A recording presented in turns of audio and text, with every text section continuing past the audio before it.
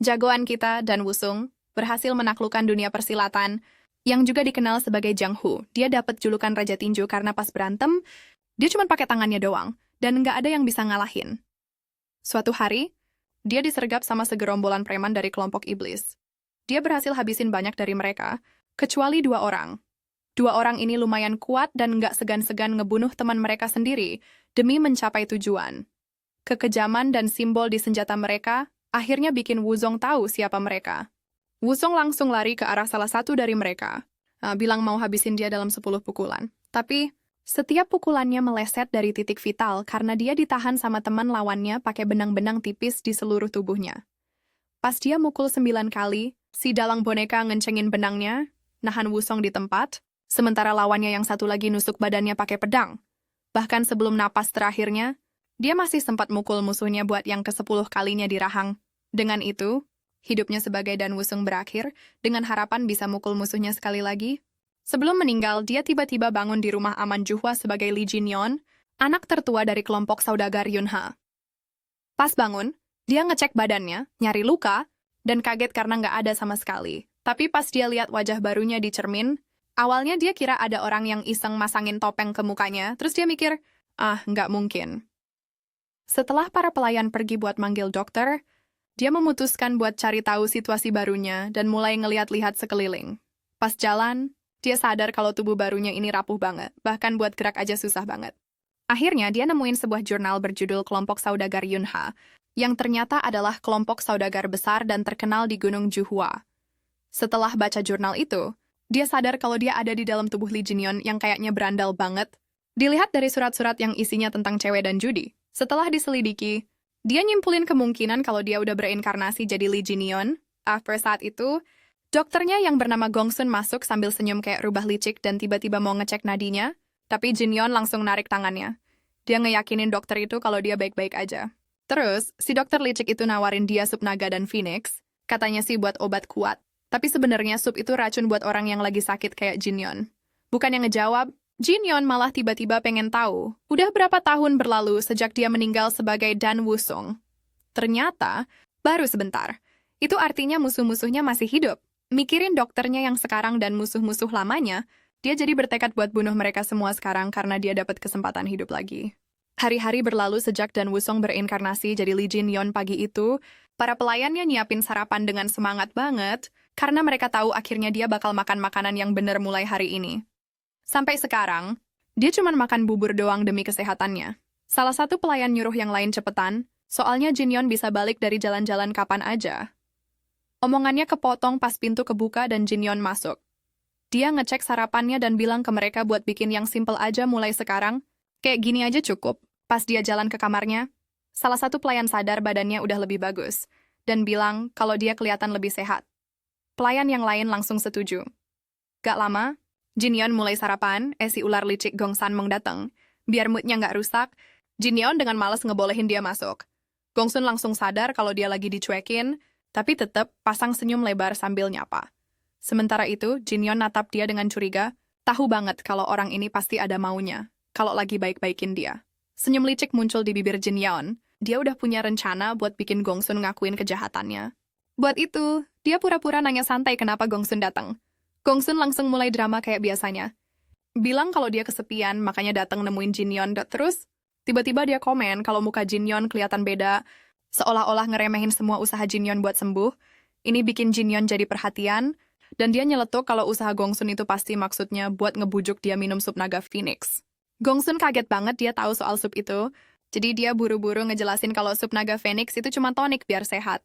Jinyon dengan santai bilang kalau itu beracun. Gongsun ngingetin kalau dia itu dokternya. Sadar kalau dia bakal ketahuan, Gongsun langsung pasang aksi dramatis, bilang karena Jinyon udah nggak butuh dia lagi, lebih baik dia pergi. Tapi sebelum dia sempat melangkah, suara Jinian yang bernada gelap menghentikannya. Jinian nanya apa Gongsun itu bos di sini, soalnya dia kayaknya seenaknya keluar masuk kamarnya. Lihat ekspresi Gongsun, Jinian ketawa sambil bilang dia cuma bercanda, dan Gongsun dengan gugup ikut-ikutan ketawa. Terus, Jinian nyuruh dia bawa alat tulis, katanya mau nulis surat. Pas Gongsun nurut, Jinian malah nyuruh dia yang nulis. Dia mulai mendikte kalau Gongsun harus tinggal di villa ini karena dia lagi sakit parah. Kata-kata selanjutnya bikin Gongsun kaget. Jinian nambahin kalau hidupnya Gongsun itu kepanjangan, Jadi Gongsun butuh saran dari tuannya tentang apa yang harus dilakuin selanjutnya. Lihat ekspresi Gongsun. Jinian nanya kenapa dia berhenti nulis. Gongsun coba ketawa ngeles dan minta penjelasan lebih lanjut. Tapi sebelum dia selesai ngomong, Jinian ngelempar sumpit ke arahnya, bikin lehernya kegores dikit dan sumpitnya nancep di tembok belakangnya. Sekarang, bener-bener panik, Gongsun ngecek lukanya. Ekspresi Jinian jadi serius pas dia bilang dengan jelas kalau dia bukan lagi Li Jinian yang Gongsun kenal. Gongsun masih coba pura-pura nggak tahu, tapi Jinian mutusin udah waktunya buat ngadepin si ular ini. Dia ngejelasin terus terang kalau dia tahu sup naga Phoenix itu tonik cuma buat orang sehat. Tapi badan Jinian terlalu lemah buat nyerap itu sebagai tonik, jadi malah jadi racun buat orang sakit kayak dia. Anehnya Gongsin padahal dia dokter. Kok bisa-bisanya nggak tahu ini? Dia nyuruh Jinian minum sup itu kemarin. Dan pagi ini dia jelas-jelas ngecek nadi Jinian buat lihat efeknya. Nggak cuman itu, pas Jinian nyuruh dia ninggalin supnya di meja. Ekspresinya nunjukin niat membunuh yang jelas banget. Jinian bilang dia tahu orang kayak Gongsun nggak mungkin bertindak sendiri, jadi dia nyuruh Gongsun nulis nama tuannya di surat itu. Awalnya Gongsun coba pendekatan dramatis, nanya gimana bisa Jinian curiga sama orang sebaik dia. Terus dia narik napas dalam-dalam, pura-pura sedih, tapi sedetik kemudian dia buang semua aktingnya dan nunjukin sifat aslinya. Sambil nyeringai, dia bilang tenggak nyangka berandal kayak Jinian punya otak buat mikir. Jinian ngerti kalau udah nggak ada lagi pura-pura. Gongsun dengan dingin ngejawab kalau niat dia sebenarnya adalah ngebunuh Jinian diam-diam. Sambil ngelirik para pelayan, Gongsun mikir darah mereka juga harus ditumpahin buat nutupin pembunuhan Jinian. Tapi sebelum dia sempat nyiapin jarum racunnya, Jinian udah muncul di belakangnya, dan dengan satu serangan cepat, Gongsun langsung terkapar, sambil lanjut makan dengan santai. Jinyun komen kalau Gongsun harusnya nggak gampang ke distract pas lagi ngobrol. Sambil ngeliatin tangannya yang memar gara-gara mukul Gongsun tadi, dia ngerasa frustrasi sama badannya yang rapuh. Yang dia butuhin cuman ngembaliin kekuatan yang pernah dia punya di kehidupan sebelumnya. Dia tahu, begitu dia berhasil, dia bakal jadi nggak terhentikan, cukup buat ngadepin seluruh kelompok saudagar Yunha, kalau emang mereka dalang di balik percobaan pembunuhan ini. Untuk itu, dia harus balik ke kelompok itu buat nyelidikin Gongsun lebih lanjut suatu hari nanti. Tiba-tiba, dia terhuyung dan duduk karena kepalanya sakit. Dia ingat Gongsun, terus ingatan dari tubuh ini, tubuh Li Jinion, langsung menyerbu masuk ke kepalanya. Setelah guncangan itu mereda, setetes air mata jatuh dari matanya pas dia tahu cerita sebenarnya tentang Jinion. Dia nggak berbakat dan biasa-biasa aja, beda sama adiknya yang kedua dan ketiga yang pinter dan kuat. Buat ngatasin kebasaannya, dia ngelakuin hal yang nggak bakal dilakuin orang waras. Dia mulai buang-buang uang buat foya-foya yang ngerusak kesehatannya, sampai pas dia sadar kesalahannya semuanya udah terlambat. Dengan alasan mau bantu dia pulih, dia dikirim ke villa ini, yang sebenarnya cuma tempat pengasingan. Tapi keluarganya kayaknya nggak peduli sama anak tertua mereka yang nggak berbakat ini, ngebiarin dia habisin sisa hidupnya di sini. Sekarang, hidup di tubuh Jinyan, Wusong bertekad buat mulai lagi latihan bela dirinya, sesuatu yang dia tunda karena dia belum punya ingatan Jinyan. Dia ngerasa kesel sama pemilik. Asli tubuh ini yang nyia-nyiain badan yang sebenarnya sempurna buat foya-foya, dia mutusin buat pakai pengetahuannya dari kehidupan lalu buat bikin badan ini berguna dengan cara dapetin ramuan-ramuan langka. Pas dia masuk ke dalam villa, matanya ngeliat uang yang dia punya dan dia ngerasa lega karena tahu dia nggak punya masalah keuangan. Artinya, dia bisa dengan gampang beli ramuan yang dia butuhin. Terus, pandangannya jatuh ke Gongsun, yang sekarang udah jadi mayat berkat pukulannya yang kuat tadi. Dia mutusin buat ngubur mayatnya. Sejak hari itu, setahun berlalu kayak sekejap mata. Suatu hari, Ma In Sayop, anggota pasukan penjaga dari kelompok saudagar Yunha, datang buat nganterin surat buat Jin Yun. Dia nanya ke seorang pelayan di mana Jin Yun, dan pelayan itu nunjuk ke tempat Jinian lagi meditasi. Begitu mau lihat bentuk badannya yang kekar, matanya melotot nggak percaya karena dia nggak nyangka yang dia lihat itu beneran Jinian. Selama setahun ini, cowok kita yang penuh tekad ini udah gunain setiap momen buat nguatin badannya. Inti energinya sekarang udah muncul, dan dia udah nguasain lagi semua ilmu bela diri, penting buat bertahan hidup, kayak ilmu gerak cepat, ilmu tubuh kuat, dan langkah cepat. Selain itu, dia juga udah belajar seni 10 fase petir putih, yang bikin dia bisa ngendaliin elemen petir. Lewat semua latihan ini, dia berhasil mencapai fase keempat ilmu bela diri. Buat orang kayak dia, itu masih belum cukup. Saat itu, latihannya keganggu sama suara Mark yang nyapa dia dan ngenalin diri dengan gugup. Mark ngejelasin kalau dia bawa surat dari klan utama. Dengan tenang, Ginion minta dia buat nyerahin suratnya. Sementara itu, Mark masih nggak percaya sama apa yang dia lihat. Ini orang yang sama, yang tahun lalu badannya lemah dan batuk-batuk, tapi sekarang dia berdiri tegap dan kuat. Pikirannya buyar gara-gara suara Ginion yang sedikit nyindir, ngingetin kalau dia masih nunggu suratnya. Sadar dari lamunannya, Ginion dan Mark duduk pas dia baca surat. Isinya ngabarin kalau ayahnya lagi sakit parah, sampai harus tiduran terus, tapi nggak dikasih tahu alasannya. Dengar ini, Mark curiga sama klan Uyang. Klan ini isinya kayak sekumpulan burung bangkai yang minta bayaran mahal banget dari kelompok saudagar Yunham dengan alasan ngasih perlindungan. Lama-lama, bayarannya makin naik sampai mereka udah nggak sanggup bayar lagi. Dia nanya apa klan Uyang udah ngelakuin sesuatu yang penting sampai pantas dapat kenaikan bayaran segitu. Ini bener-bener bikin Mok marah, yang langsung ngeluarin unek-uneknya, bilang kalau mereka nggak ngelakuin apa-apa yang pantas dapat itu. Dia ingat kejadian pas kelompok Una berhadapan sama sekte dewa kecil, yang coba ngenain pajak gede buat perdagangan mereka. Waktu itu, klan Uyanga dengan santainya bilang mereka nggak ada urusan sama kelompok Una, kecuali pas butuh ketemu buat diskusi serius. Mike nambahin kalau kapten penjaga aja nggak bisa berbuat apa-apa, karena Uyanghu ada hubungannya sama kelompok itu. Ini menarik perhatian Jin Yong, soalnya dia tahu nama ini dari masa-masa dia di Jianghu, Uyanghu, orang yang lumayan terkenal di sana. Jin Yong sekarang ngerti situasinya. Uyanghu itu orang kuat yang manfaatin kekuasaannya buat ngeganggu kelompok saudagar Yunha, yang dia anggap lemah dan nggak penting. Saat itu juga, dia mutusin kalau masalah ini bakal berakhir dengan kematian, atau dia sendiri yang bakal ngasih pelajaran ke Uyanghu. Mok kaget, tapi dia lanjut nyebutin masalah lain yang bikin ayah Jinian sakit. Ternyata adik-adiknya cukup bodoh buat mulai duel pedang di depan seluruh anggota kelompok saudagar Yunha. Dia benar-benar nggak percaya sama kebodohan mereka. Sadar kalau itu bikin ayah. Mereka marah banget sampai sakit karena stres. Mok coba nenangin dia, bilang kalau masalah itu nggak ada hubungannya sama dia. Tapi Jinian motong omongannya dan berdiri karena dia udah nggak bisa lagi cuman diem aja. Mark kaget sama tekadnya yang tiba-tiba. Cowok kita terus dengan serius bilang ke Mark buat simpen suratnya karena dia bakal lihat situasinya sendiri. Pas Mark balik ke pasukannya, hal pertama yang dia lakuin adalah ngasih tahu teman-temannya gimana orang kayak Li Jin yang bisa jadi ahli bela diri. Begitu teman-temannya dengar, mereka langsung ketawa. Semua orang punya pendapat sendiri. Ada yang bilang dia pasti jago di ranjang. Sementara yang lain komen kalau orang kayak Jinian aja bisa jadi ahli bela diri, berarti mereka sendiri pasti ahli bela diri legendaris. Salah satu temannya nyuruh dia bikin lelucon yang lebih masuk akal, contohnya kayak wakil kapten akhirnya nemu pacar. Wakil kapten yang dimaksud Han Yeop, dengar obrolan mereka, dan jadi penasaran apa benar. Jinyon udah sehat lagi, setelah mukul orang yang coba mindahin dia. Terus, Han Yeop dengan tegas bilang, kalau Jin Yang itu udah jadi ahli bela diri sejak kecil, berkat tubuh berbakat yang dia punya. Sekarang Han nanya kapan Jin Yang bakal balik. Mok kelihatan ragu soal ini, soalnya Jin Yon cuma bilang dia mau balik. Tepat saat itu, mereka dengar pengumuman soal kedatangan Jin Yan dan mereka langsung mengerti kalau itu sekarang. Terus Han nyuruh anak buahnya buat pergi nyambut tuan muda.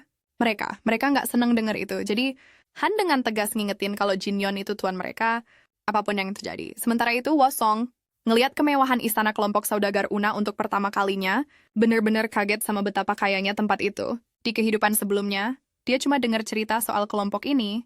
Tapi sekarang, ngelihat dari deket, dia sadar kalau Jin Yan itu bukan cuma kaya, tapi kaya raya banget.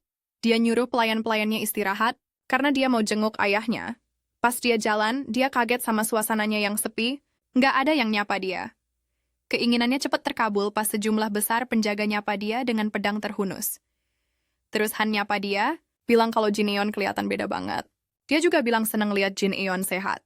Anak buah Han ngira dia cuma basa-basi ke Jin Eon, nganggap Han nggak punya harga diri, soalnya dulu tuan mereka selalu ngehina dia karena perhatiannya. Saat itu, mereka juga udah siap-siap dapat hinaan kasar. Tapi mereka bener-bener kaget pas Jinian nyapa mereka sambil bilang, kalau ini sambutan yang bagus buat orang nyusahin kayak dia. Lihat ekspresi kaget mereka, Mok negasin kalau dia udah bilang ke semua orang. Jinian beneran udah berubah. Sadar akan hal ini, Han yang lagi nganterin cowok kita ke kamar ayahnya, punya ekspresi lembut di wajahnya dan Jinian akhirnya mulai ngerasa kalau Han itu sekutunya, bukan musuh. Pas mereka masuk, Han ngasih tahu kalau dia udah bilang ke ayahnya soal kedatangan Jinian, dan Jinian berterima kasih. Obrolan mereka keganggu sama adiknya yang paling kecil, Chi Hyun, yang nyapa dia dengan komentar ngejek sambil manggil dia mesum. Melihatnya seperti ini, Jae-hyun berkomentar bahwa dia terlihat seperti orang yang sama sekali berbeda. Jin-yong berani menatapnya. Jae-hyun mengepalkan tinjunya di bahunya. Han, yang pernah menyaksikan Jin-yong dipukuli oleh adik bungsunya di masa lalu, tidak ingin dia menghadapi perlakuan yang sama pada hari pertamanya kembali. Dia dengan lembut melepaskan tangan Jae-hyun dari bahu Jin-hyun, sambil berkomentar bahwa kedua saudara itu seharusnya senang bertemu satu sama lain setelah sekian lama. Tapi, yang mengejutkan, Jae-hyun menampar Han karena menyentuhnya tanpa izin.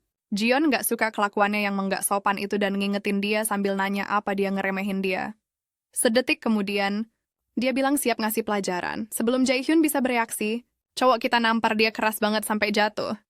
Jion sendiri kaget. Terus, Jin-hyun ngepalin tangannya di bahu Jae-hyun, biar dia ngerasain kekuatannya sambil bilang, kalau dia tadi seneng banget pas perjalanan ke sini.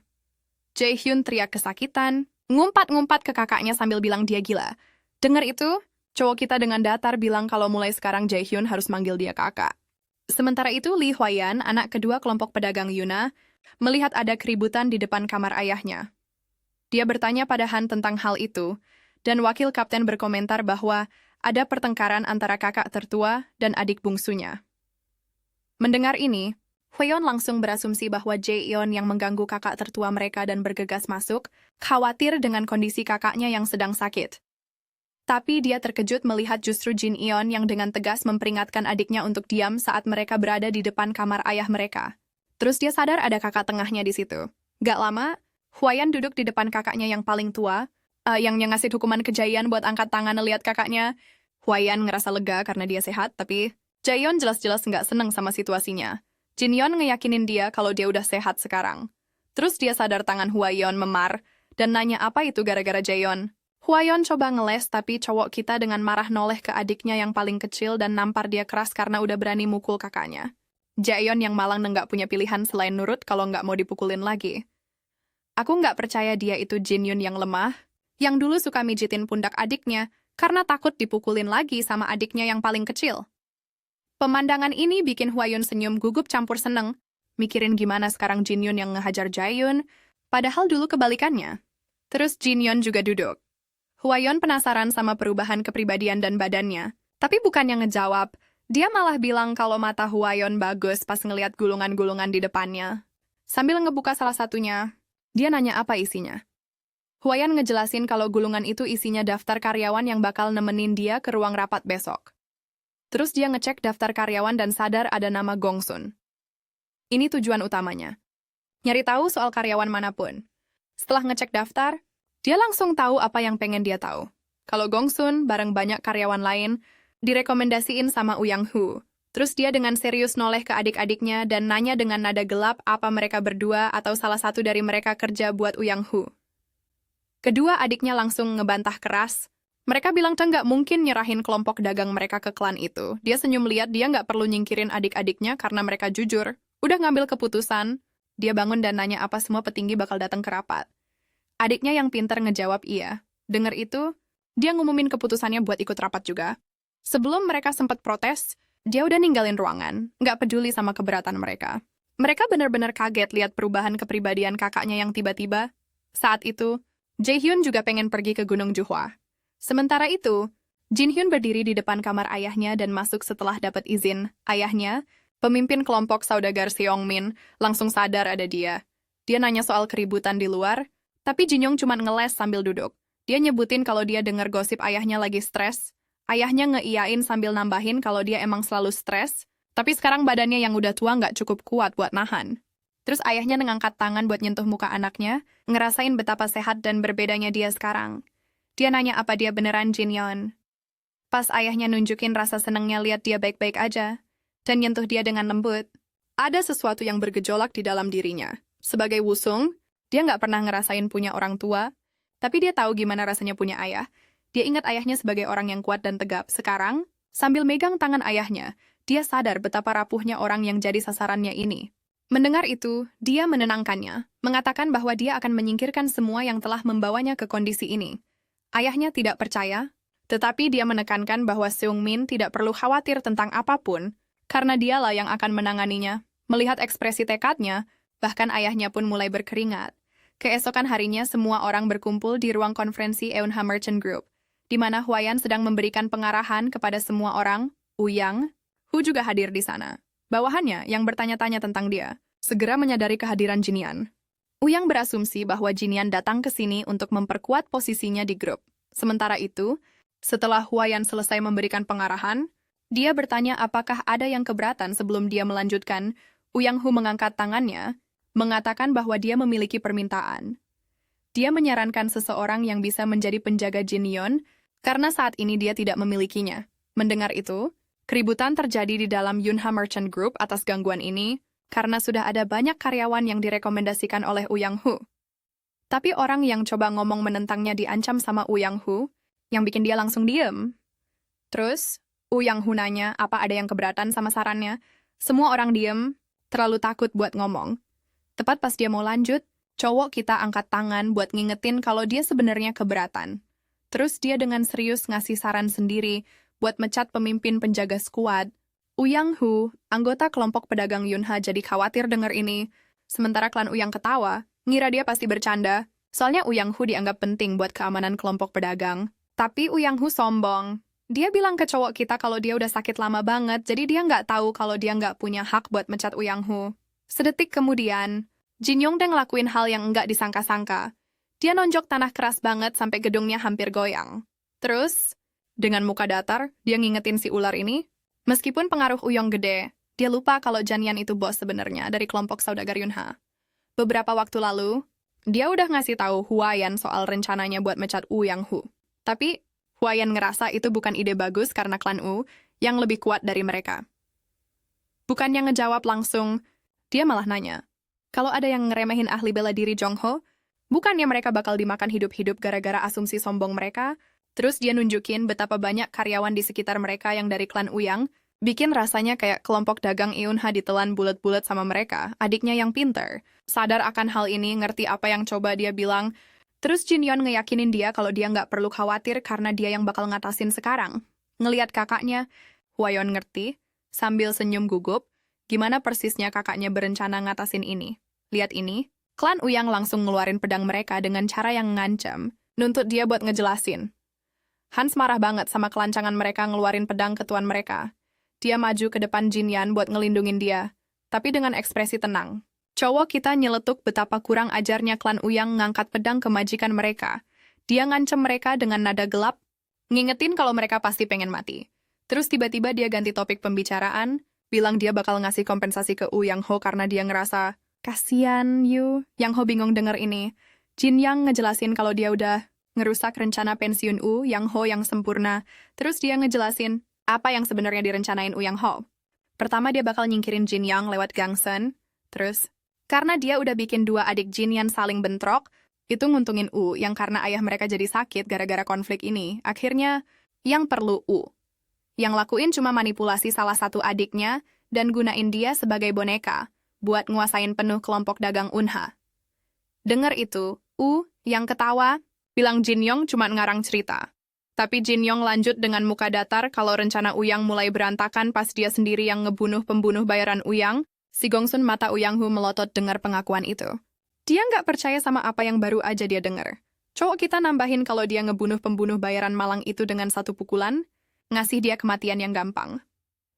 Terus dia dengan santai bilang, kalau Hu harusnya lebih berusaha buat bikin rencana yang bener, kalau mau nguasain kelompok dagang. Selain itu, dia nambahin, dia juga bakal nagih ganti rugi atas kerusakan yang udah Hu sebabkan. Sekarang Uyong udah muak sama omongan Jinian. Marah, dia ngangkat tinjunya dan ngancem mau bunuh dia. Sebelum dia sempat mukul, Jinian nahan tinjunya pakai tinjunya sendiri. Begitu tinju mereka beradu, Hu ngerasain lonjakan energi petir, yang bikin dia sadar kalau Jinian beneran udah jadi ahli bela diri. Semua orang di sekitar mereka juga kaget, lihat kekuatan yang ditunjukin sama jagoan kita. Minion, di sisi lain, dengan dramatis bilang kalau Uyang nyerang orang yang baru aja selesai pemulihan, terus dia ngumumin kalau dia bakal ngelupain kejadian ini karena mereka bakal ngadain duel resmi. Seseorang ngumumin dimulainya duel resmi itu. Hu nanya apa itu aja udah cukup. Dengan ekspresi sombong, dia bilang mereka bakal duel sampai salah satu dari mereka mati. Setelah dengar itu, Hu dengan tenang bilang kayaknya Jinyan pasti dilatih di sekte yang bagus, dilihat dari efisiensi dan keahlian bela dirinya. Tapi sambil ngangkat pedangnya, Dia bilang dia bakal bikin Jinian ngerti bedanya pengalaman di antara mereka berdua. Tapi, Jinian dengan cepat ngehindarin serangannya dan kelihatannya nggak suka sama ejekan soal pengalaman itu. Sambil nunduk, dia nonjok perut Uyang, sambil bilang kalau dia punya pengalaman 100 tahun lebih banyak dari Uyang Hu Punachu. Yang Hu batuk darah, nggak bisa ngerti sehebat apa sebenarnya skill Jinyun Jinian. Di sisi lain, ngaktifin ilmu gerak cepatnya dan janji bakal nunjukin ke Uyang gimana beda pengalaman yang sebenarnya. Sekarang, gerak secepat kilat, dia nyerang Uyang, yang berhasil nahan pukulannya pakai pedang. Keduanya beradu terus-terusan. Uyang nyerang pakai pedangnya, Jinian ngelawan pakai tangan kosong. Tapi setiap pukulan yang dilancarin jagoan kita berhasil ditangkis sama pedang Uyang. Selama pertarungan mereka, Uyang Hu bingung banget sama teknik Jinian, karena sama sekali nggak kayak cara berantem pemula. Skillnya setara sama ahli bela diri berpengalaman. Tapi, meskipun gitu, Uyang bertekad buat ngabisin Jinian. Lihat kuda-kudanya, anak buahnya seneng, mikir kapten mereka akhirnya mau nyelesain pertarungan. Dengan itu, Uyang ngaktifin jurus pedang 3 bentuknya. Jinian langsung nundukin kepala buat ngehindarin serangan dan ngaktifin serangan cepatnya. Dia gerak cepet banget sampai Uyang enggak sadar posisinya udah berubah. Sedetik kemudian, Uyang kena tonjokan telak di rahang. Dampaknya kuat banget sampai kelihatan dari rumah utama. Para pelayan yang lihat kejadian itu bisik-bisik bingung. Sementara ayahnya, dengan ekspresi bangga, bilang kalau anak sulungnya udah nguasain ilmu bela diri. Pas Uyang Ho tumbang, anak buahnya langsung lari ke arahnya. Lihat kondisi kapten mereka marah banget. Salah satunya bahkan natap Jinyon dengan tajam, tapi Jinyon langsung bikin dia diam dengan ancaman mematikan. Anak buah yang lain ngakuin kalau nggak ada yang aneh dalam duel itu. Tapi, sebelum pergi, dia ngingetin kalau ini cara Jinyon bertindak. Maka klan Uyan juga bakal pakai cara yang sama.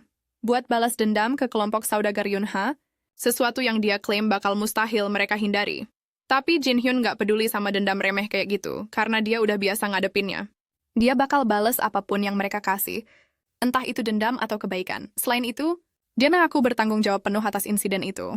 Yang bikin Huayan protes, tapi Jinian natap semua orang dengan tegas dan bilang, meskipun tadi dia bilang kelompok dagang Unha itu miliknya, itu juga milik ayahnya, milik pasukan yang nyambut dia pagi ini, dan milik setiap karyawan yang kerja di sana. Makanya, dia nggak bakal biarin siapapun main-main sama kelompok dagangnya. Dia nyuruh mereka pergi, bilang kalau dia emang mau mecat mereka. Tada, semua orang seneng sama pidatonya, kecuali klan Uyong, yang pergi dengan berat hati sambil berharap dia beruntung ngadepin klan mereka nanti. Pas mereka pergi, salah satu karyawan mau sorak-sorai, tapi yang lain cepet-cepet ngehentiin dia, ngingetin kalau Jinian menang duel resmi. Penjaga lain nambahin kalau mereka nggak bisa ngerayain. Lagian, mereka kan pasukan penjaga, tapi bukan yang ngelakuin tugas. Mereka malah diem aja nonton sepanjang waktu. Nggak terpengaruh sama keributan. Jinian noleh ke Huayan dan nyuruh dia bawain ramuan, karena dia udah ngambil tanggung jawab penuh atas masalah ini. Setidaknya dia pantas mendapatkan itu. Huayan terkekeh dan meyakinkan kakaknya bahwa dia akan membawakan ramuan terbaik, menambahkan bahwa dia akan sibuk mulai sekarang. Tidak hanya dia akan membeli ramuan, tetapi dia juga perlu mempekerjakan orang baru untuk pasukan penjaga. Mendengar ini, Jinyong menyebutkan bahwa dia sudah memiliki beberapa orang dalam pikiran yang dapat mengisi pekerjaan itu. Sementara itu, di suatu tempat di dalam sebuah kamar pribadi, Myung Ho menerima berita tentang tindakan Jinyong baru-baru ini.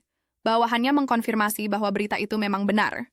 Sebenarnya jagoan kita udah mikirin semua ini. Beberapa hari yang lalu, pas dia pertama kali nginjekin kaki di kelompok dagang Una, dia juga udah nganalisis pola kerja karyawannya. Di hari pertamanya di sini, pas lagi jalan ke suatu tempat, dia tiba-tiba berhenti dan nanya ke Han apa dia udah makan. Kaget banget dapat pertanyaan perhatian kayak gitu. Han ngejawab belum, karena dia belum sempat makan sejak subuh gara-gara kerjaan. Jinyon terus ngelirik ke bawah, di mana beberapa anggota klan Uyang lagi buang-buang waktu ngobrol nggak jelas. Saat itu juga dia ngerti dinamika kelompok itu. Karyawan kelompok saudagar Unha yang setia kerja keras banget sampai nggak sempat makan, sementara anggota klan Uyong nikmatin duit gampang sambil males-malesan pas jam kerja tanpa kewajiban apa-apa. Han manggil dia lagi, tapi bukannya ngejawab, pikirannya malah melayang ke solusi. Kalau dia tiba-tiba mecat anggota Yuyang, kelompoknya bakal kehilangan keamanan, karena dia bakal butuh orang buat ngisi posisi mereka. Setelah dipikir-pikir, dia tahu persis di mana harus nyari pengganti yang pas buat karyawan-karyawan pemalas itu. Buat tujuan ini, dia pergi ke sarang judi yang kumuh, tempat yang kelihatannya cuma didatengin sama penjahat.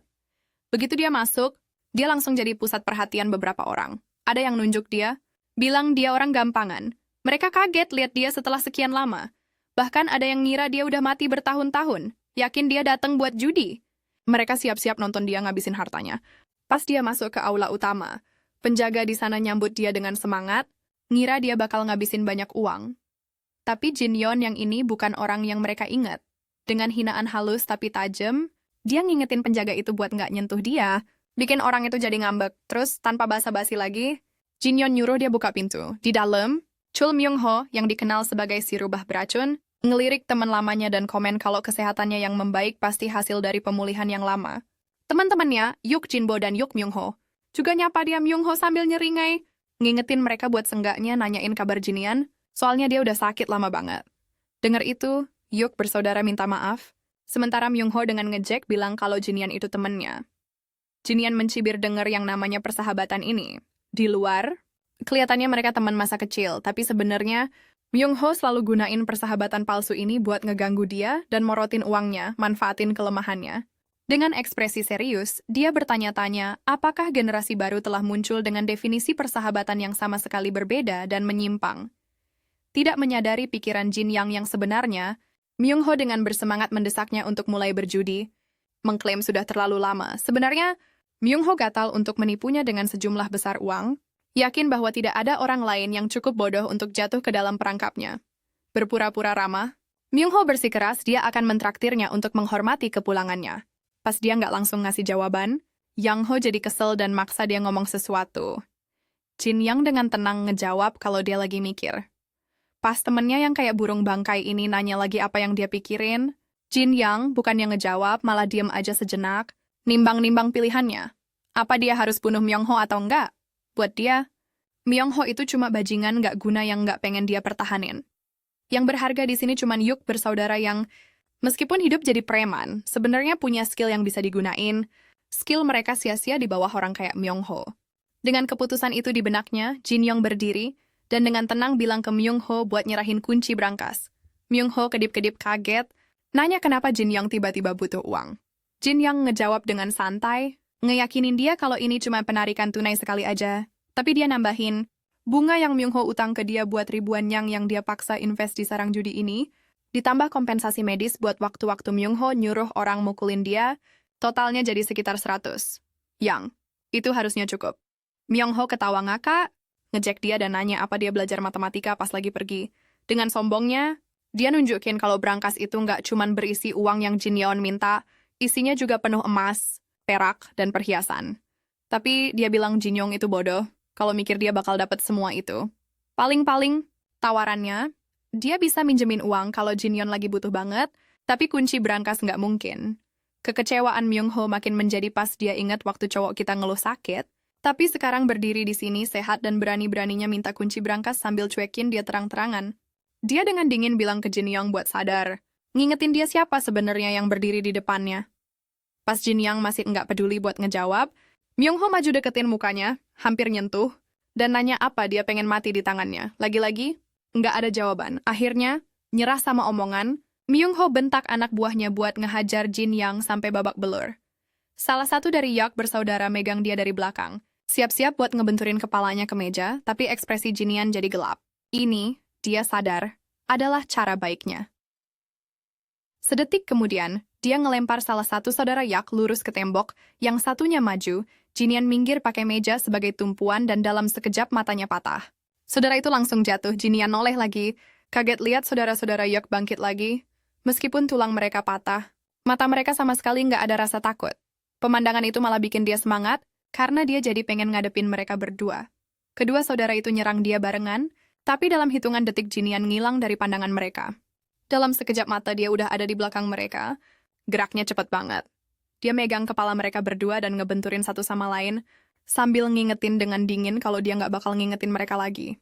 Sekarang, dengan preman-preman itu tumbang, yang sisa cuma Myung-ho si pengecut, yang dari tadi ngumpet di belakang mereka. Jin Yeon noleh ke teman lamanya dengan senyum sinis.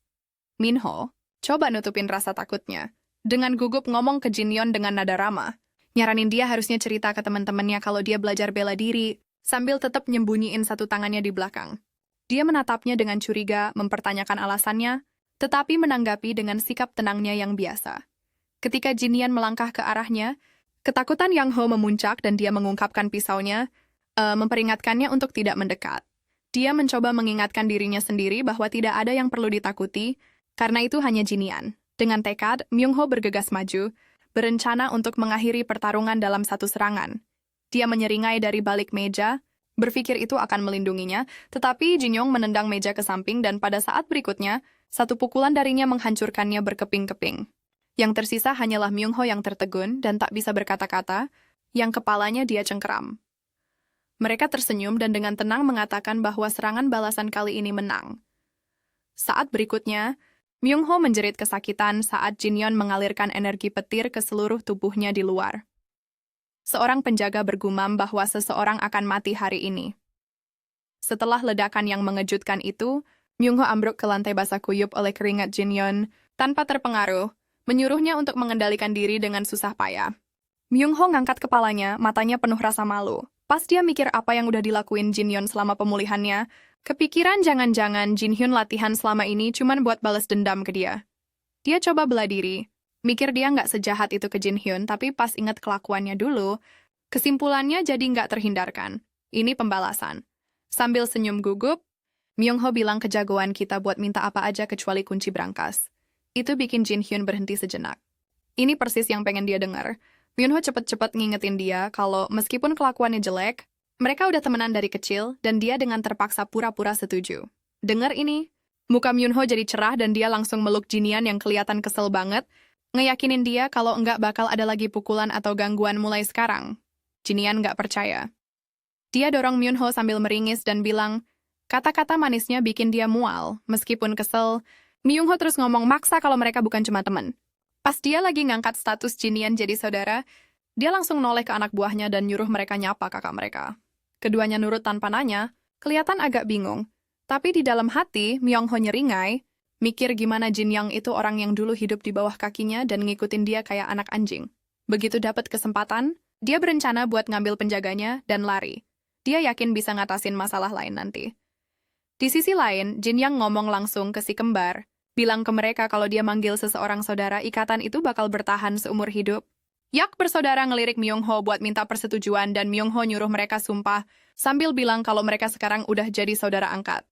Si kembar langsung janji setia ke Jin-yeon sebagai kakak mereka. Myung-ho ngerasa puas sama kemajuannya sampai darahnya jadi dingin pas. Jin-yeon dengan nada gelap nyuruh Yak bersaudara minggir, bilang kalau dia sama Myung-ho bakal nentuin siapa kakak yang sebenarnya. Meskipun Myung-ho protes, si kembar ninggalin ruangan sekarang bener-bener bingung. Myung-ho nggak tahu apa motif sebenarnya. Cowok kita dengan tenang ngingetin dia kalau dialah yang cari duit dengan manfaatin si kembar. Itu bukan cara yang bener. Jadi sekarang, Jin-young yang bakal tanggung jawab buat mereka. Karena dia tahu banget kalau si kembar ini lebih berharga dari uang. Myung-ho protes keras. Nuduh Jin-yeon nggak cuma mukulin dia, tapi juga coba ngambil si kembar. Dia ngebentak kalau mendingan dia dibunuh aja sekalian. Meskipun omongannya kasar, Jin-yeon mutusin buat nurutin sentimen itu dengan nendang rahang Myung-ho sedetik kemudian. Dia dengan dingin bilang kalau kerja Myung-ho bagus dan lanjutin jadiin dia samsak sampai Myung-ho akhirnya ngerti kalau Jin-young nggak punya keraguan buat bunuh dia. Akhirnya, Myung-ho bergumam kalau dia bakal ngasih apa yang Jin-young mau, tapi Jin-yeon dengan santai nyuruh dia buat ngomong yang keras. Kalah. Myung-ho akhirnya setuju buat nyerahin kuncinya. Jin-yeon nyeringai dan ngingetin Myung-ho kalau dia harus nunjukin kalau dia lagi mohon-mohon biar hidupnya diselamatin Myung. Ho masih berani-beraninya nyibir permintaan itu, ngejek apa dia harus lebih sopan. Malah, dia cepet dapat pelajarannya pas Jin-yeon ngelempar dia ke samping, bikin dia mikir apa Jin-yeon udah gila. Begitu Yak bersaudara lihat dia, mereka langsung nanya apa dia kalah. Nggak punya pilihan lain, Myung-ho ngaku kalau dia kalah dan mulai sekarang mereka bakal ngelayanin Jin-yeon.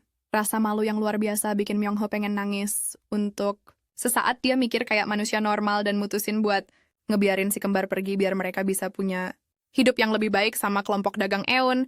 Tapi pas kedua bersaudara itu saling pandang dan setuju buat ngelayanin Jin-yeon, kekesalan Myung-ho muncul lagi lihat apa yang dia anggap sebagai ketidaktahuan terima kasih mereka. Setelah masalahnya beres, Myung-ho keluar dengan kesal sambil ngomel, ngeluh nggak bakal percaya lagi sama orang berambut hitam. Begitu orang-orang di sekitarnya sadar dia nggak bareng si kembar Yuk, mereka siap-siap buat mukulin dia. Sekarang keamanannya udah nggak ada.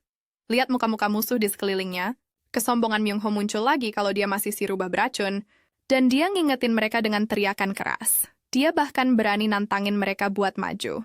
Orang-orang itu kepancing dengan senjata di tangan. Kemarahan mereka memuncak, ngutuk nasib sialnya karena ninggalin dia dalam keadaan kayak gini.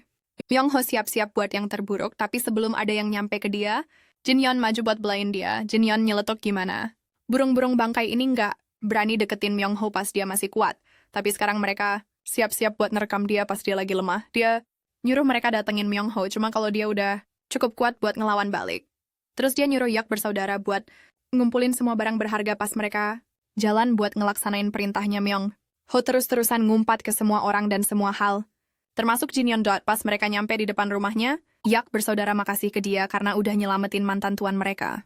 Rasa terima kasih itu membuatnya terkejut sejenak. Melihat si kembar, ia teringat rumor yang mengatakan bahwa sebagian orang mengatakan mereka dijual kepada Myung-ho sebagai budak, yang lain mengatakan bahwa mereka mengikutinya karena takut. Namun, melihat kepedulian tulus mereka terhadap Myung-ho, Jin-yeon tersenyum lembut pada dirinya sendiri, menyadari bahwa memahami sifat asli manusia jauh lebih rumit dari yang terlihat. Sementara itu, dari balik pilar, seseorang mengamati dengan cermat. Memastikan bahwa Jin-yeon benar-benar ada di sana sekarang. Saat ini, keadaan kembali seperti semula. Tetapi Jaeyeon tidak senang dengan kemajuannya. Dia masih ngedumel karena nggak pernah dapat hari yang tenang sampai kakaknya balik. Dia ingat kemunculan uang dan perhiasan tiba-tiba dari sarang judi, bareng Yue bersaudara, dan pikiran itu bikin dia makin kesel. Sedetik kemudian dia lihat gerobak datang bawa pasokan baru. Hwayan ngecek dengan teliti, ngasih instruksi ke pelayannya buat hati-hati sama barang-barangnya dan ninggalin gerobak di situ, ngejelasin kalau barang-barangnya berharga banget. Lihat ini, Jian jadi penasaran sama isi gerobaknya. Matanya berbinar pas lihat bunga umbi 100 tahun. Langka banget sampai orang-orang antri dari subuh cuma buat ngumpulin satu. Dia ngira itu pasti dibawa atas perintahnya. Saat itu, ayah mereka keluar. Hwayan cepet-cepet lari ke arahnya. Ngingetin kalau masih terlalu pagi buat dia keluar, dalam kondisinya. Tapi Jaeyeon lebih tertarik buat nyari tahu buat siapa ayahnya bawa ramuan sebanyak itu. Dia ingat kalau Jin-yeon cuma butuh satu, jadi dia berharap bisa dapat setidaknya satu buat dirinya sendiri. Tapi mukanya pucat pas dengar kalau semuanya buat Jin-yeon. Ayah mereka ngejelasin kalau setelah kejadian sama klan Uyang, mereka nggak bisa ambil risiko cuma ngandelin satu ramuan. Lagian, itu nggak seberapa, dilihat dari banyaknya uang yang udah mereka buang buat klan Uyang dan sekte dewa kecil. Jadi setelah dipikir-pikir, dia ngirim surat ke kepala cabang lokal mereka dan beberapa nama besar di industri ramuan, minta pasokan ramuan berkualitas tinggi. Mereka setuju buat bantu, karena bisnis mereka saling berhubungan dan sama-sama rugi kalau salah satunya rugi. Dengar itu, Han dukung keputusannya buat bantu Jin Young. Percaya dia bakal jadi ahli bela diri yang hebat. Seong Min makasih atas dukungannya. Terus, meskipun muka anak bungsunya kelihatan kecewa, dia bilang kalau dia akhirnya nemuin cara yang pas buat ngabisin uang yang udah dia kumpulin seumur hidupnya. Jaeyeon marah banget dengar semua. Ini, dia ngalangin jalan ayahnya dan nuntut. Dikasih ramuan juga ayahnya. Natap dia sejenak terus nanya apa dia beneran butuh. Jaeyeon jadi makin marah dengar itu. Cuma dengar nama kakaknya yang paling tua dipuji-puji terus. Dia bener-bener ngerasa didiskriminasi dan nggak ngerti kenapa orang kayak Jin-yeon terus-terusan dapat perhatian kayak gini. Pertanyaannya dijawab bukan pakai kata-kata, tapi pakai tindakan cowok kita. Pas dia lari ngelewatin Jaeyeon secepat kilat, kekuatan gerakannya bikin Jaehyun jatuh. Sambil lewat, Lee nyeret batu gede banget di punggungnya. Lihat muka kakaknya yang penuh tekad dan keringat. Jaeyeon nyimpulin kalau orang kayak kakaknya yang paling tua, yang udah punya badan kuat dan rasa percaya diri dari sananya, akhirnya berusaha keras buat bikin semuanya berhasil. Dia rebahan lagi di tanah sambil menghela napas. Terus ngelirik pedangnya dengan serius. Gak lama, karena terdorong sama latihan keras kakaknya, Jaehyun mulai latihan jurus pedangnya pakai boneka latihan. Dia inget jurus yang dipakai Jin-yeon ke Uyang-hu pas duel resmi mereka. Setelah beberapa lama latihan, dia menghela napas, frustrasi karena nggak bisa ngerti sepenuhnya sehebat apa skill Jin-yeon, sambil ngumpat-ngumpat dalam hati, seolah-olah dipanggil sama pikiran itu. Jin-yeon muncul di depannya, bikin adiknya yang malang itu kaget. Dengan gugup, Jaehyun nanya soal jalan-jalannya. Jin-yeon ngejelasin kalau dia udah selesai. Terus, sadar apa yang lagi dilakuin adiknya yang paling kecil, dia nawarin pedangnya dan nyuruh dia ngulangin jurus yang dipakai Uyang-hu ke dia, sambil muji skill adiknya. Malu, Jaehan sadar kalau kakaknya dari tadi nontonin dia latihan. Sambil ngambil pedang, Jaehan bangun dan, dengan tekad, nyerang boneka itu. Ngerasa jago sama jurusnya, kepercayaan dirinya langsung hancur pas Jin-hyun bilang jurusnya berantakan. Jaehyun sekarang, kesal dengan lidah tajam kakaknya, membalasnya. Saat berikutnya, tinju Jin-hyun datang ke arahnya, hanya untuk Jaehyun memblokirnya pada detik terakhir dengan pedangnya. Dan Jin-hyun menjelaskan bagaimana dia menghancurkan tipuan Uyang-hu. menutup jarak dan membuatnya sama sekali tidak berdaya. Terpaksa hanya untuk bertahan. Dia mengatakan semua ini sambil masih menendang adiknya.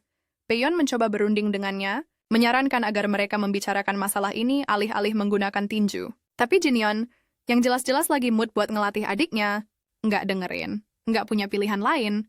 Jaehyun ngambil pedangnya lagi dan mutusin buat ngikutin aja. Pas dia lari maju buat nyerang, dia kaget lihat Jin-hyun tiba-tiba ngilang. Sedetik kemudian, Jin-yong nyergap dia dari belakang, bilang kalau orang normal itu nunjukin potensi aslinya pas lagi terdesak. Dengan itu, dia narik tinjunya buat nonjok, tapi berhenti pas sebelum kena Jae-yong.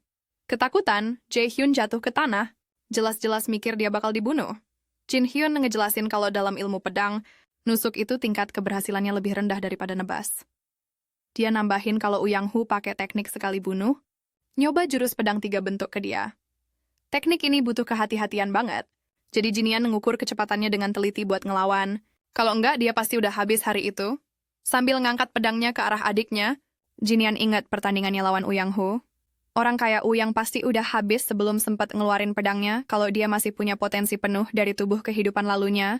Tapi sekarang tubuhnya bahkan belum nyampe 1/4 kekuatan yang pernah dia miliki sebagai Raja Tinju. Karena itu, dia nggak bisa cuma ngerayain kemenangan lawan Uyang-hu. Pikirannya melayang ke pembunuh-pembunuhnya dari faksi iblis, kesadaran kalau mereka bahkan lebih kuat darinya. Ini memicu tekadnya buat ngelampauin kekuatan yang dia punya di kehidupan lalunya. Lamunannya buyar sama suara seorang pelayan yang ngasih tahu kalau ada tamu. Sebelum pergi nemuin tamunya, Junyoung nyentil jidat adiknya sekali lagi. Di tempat lain, sekelompok pria lagi ngobrolin gosip konyol yang mereka dengar kalau seorang playboy kayak Jinyoung ternyata bisa bela diri. Gu-eun, yang nggak percaya sama cerita itu, ngejelasin gimana tadi malam dia pergi ke sarang judi dalam keadaan mabok. Di sana dia lihat Jin-yun sama Yak bersaudara lagi ngangkatin barang dari sarang itu. Dia langsung ngenalin Jin-yun, tapi sebelum dia sempat balik setelah muntah, Jin-yun udah pergi. Jujur Ruang dan Simago terus bilang kalau mereka datang ke sini buat mastiin gosip itu sendiri. Pas mereka buka pintu kamarnya, mereka nemuin dia di dalam bareng Yuk bersaudara. Lihat badannya yang berotot, mereka cepat-cepat nutup pintu lagi dan nanya ke pelayan, apa dia beneran Jinyeon atau ada kelompok dagang yang ngadopsi dia? Pelayan, itu ngeiyain kalau itu beneran tuan muda. Mereka, cowok-cowok itu kelihatan kayak mau pingsan, coba mencerna perbedaan yang mengejutkan antara Jinyeon yang baru aja mereka lihat dan si playboy dari 4 Raja Langit yang mereka kira mereka kenal.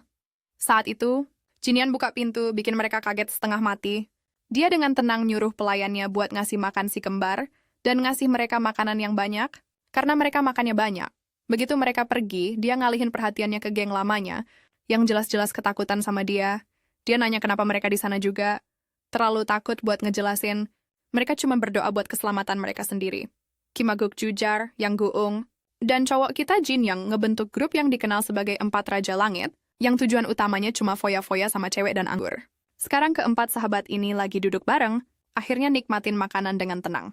Sambil ngeliatin mereka, Jin-yong inget Myung-ho, yang juga ngaku-ngaku temennya, tapi para idiot ini beda. Mereka lebih kayak partner in crime. Dunia mereka hampir sepenuhnya berputar di sekitar wanita dan anggur. Jaryang mecah keheningan dengan nanyain kabar Jinyan, sementara Guung ngecek ototnya, nggak percaya kalau Jinyan beneran udah latihan. Sima, di sisi lain, diam-diam ngamatin sikap dan fisiknya. Dia nyimpulin kalau transformasi ini bukan sesuatu yang bisa dicapai cuma dengan latihan. Jinyan beneran udah jadi ahli bela diri. Terus mereka nanya dari mana dia belajar bela diri. Soalnya nggak mungkin dia bisa belajar sendiri skill kayak gitu. Jinyan ngasih jawaban yang nggak jelas. Bilang dia cuma beruntung sih, Ma. Nyeletuk kalau itu pasti kayak legenda-legenda. Yang cuma pernah mereka dengar di Jianghu. Jaryang nambahin kalau dia hampir nggak ngenalin Jinyan sama sekali dan tiba-tiba Jinyan bilang kalau teman mereka Jinyan udah mati. Yang bikin ekspresi mereka langsung berubah. Masih berharap, Jaryang nanya apa rencana mereka selanjutnya. Jinyan ngejelasin dengan samar kalau dia punya utang yang harus dibayar, dan buat nyelesainnya, dia lagi nyiapin kelompok pedagang Yuna.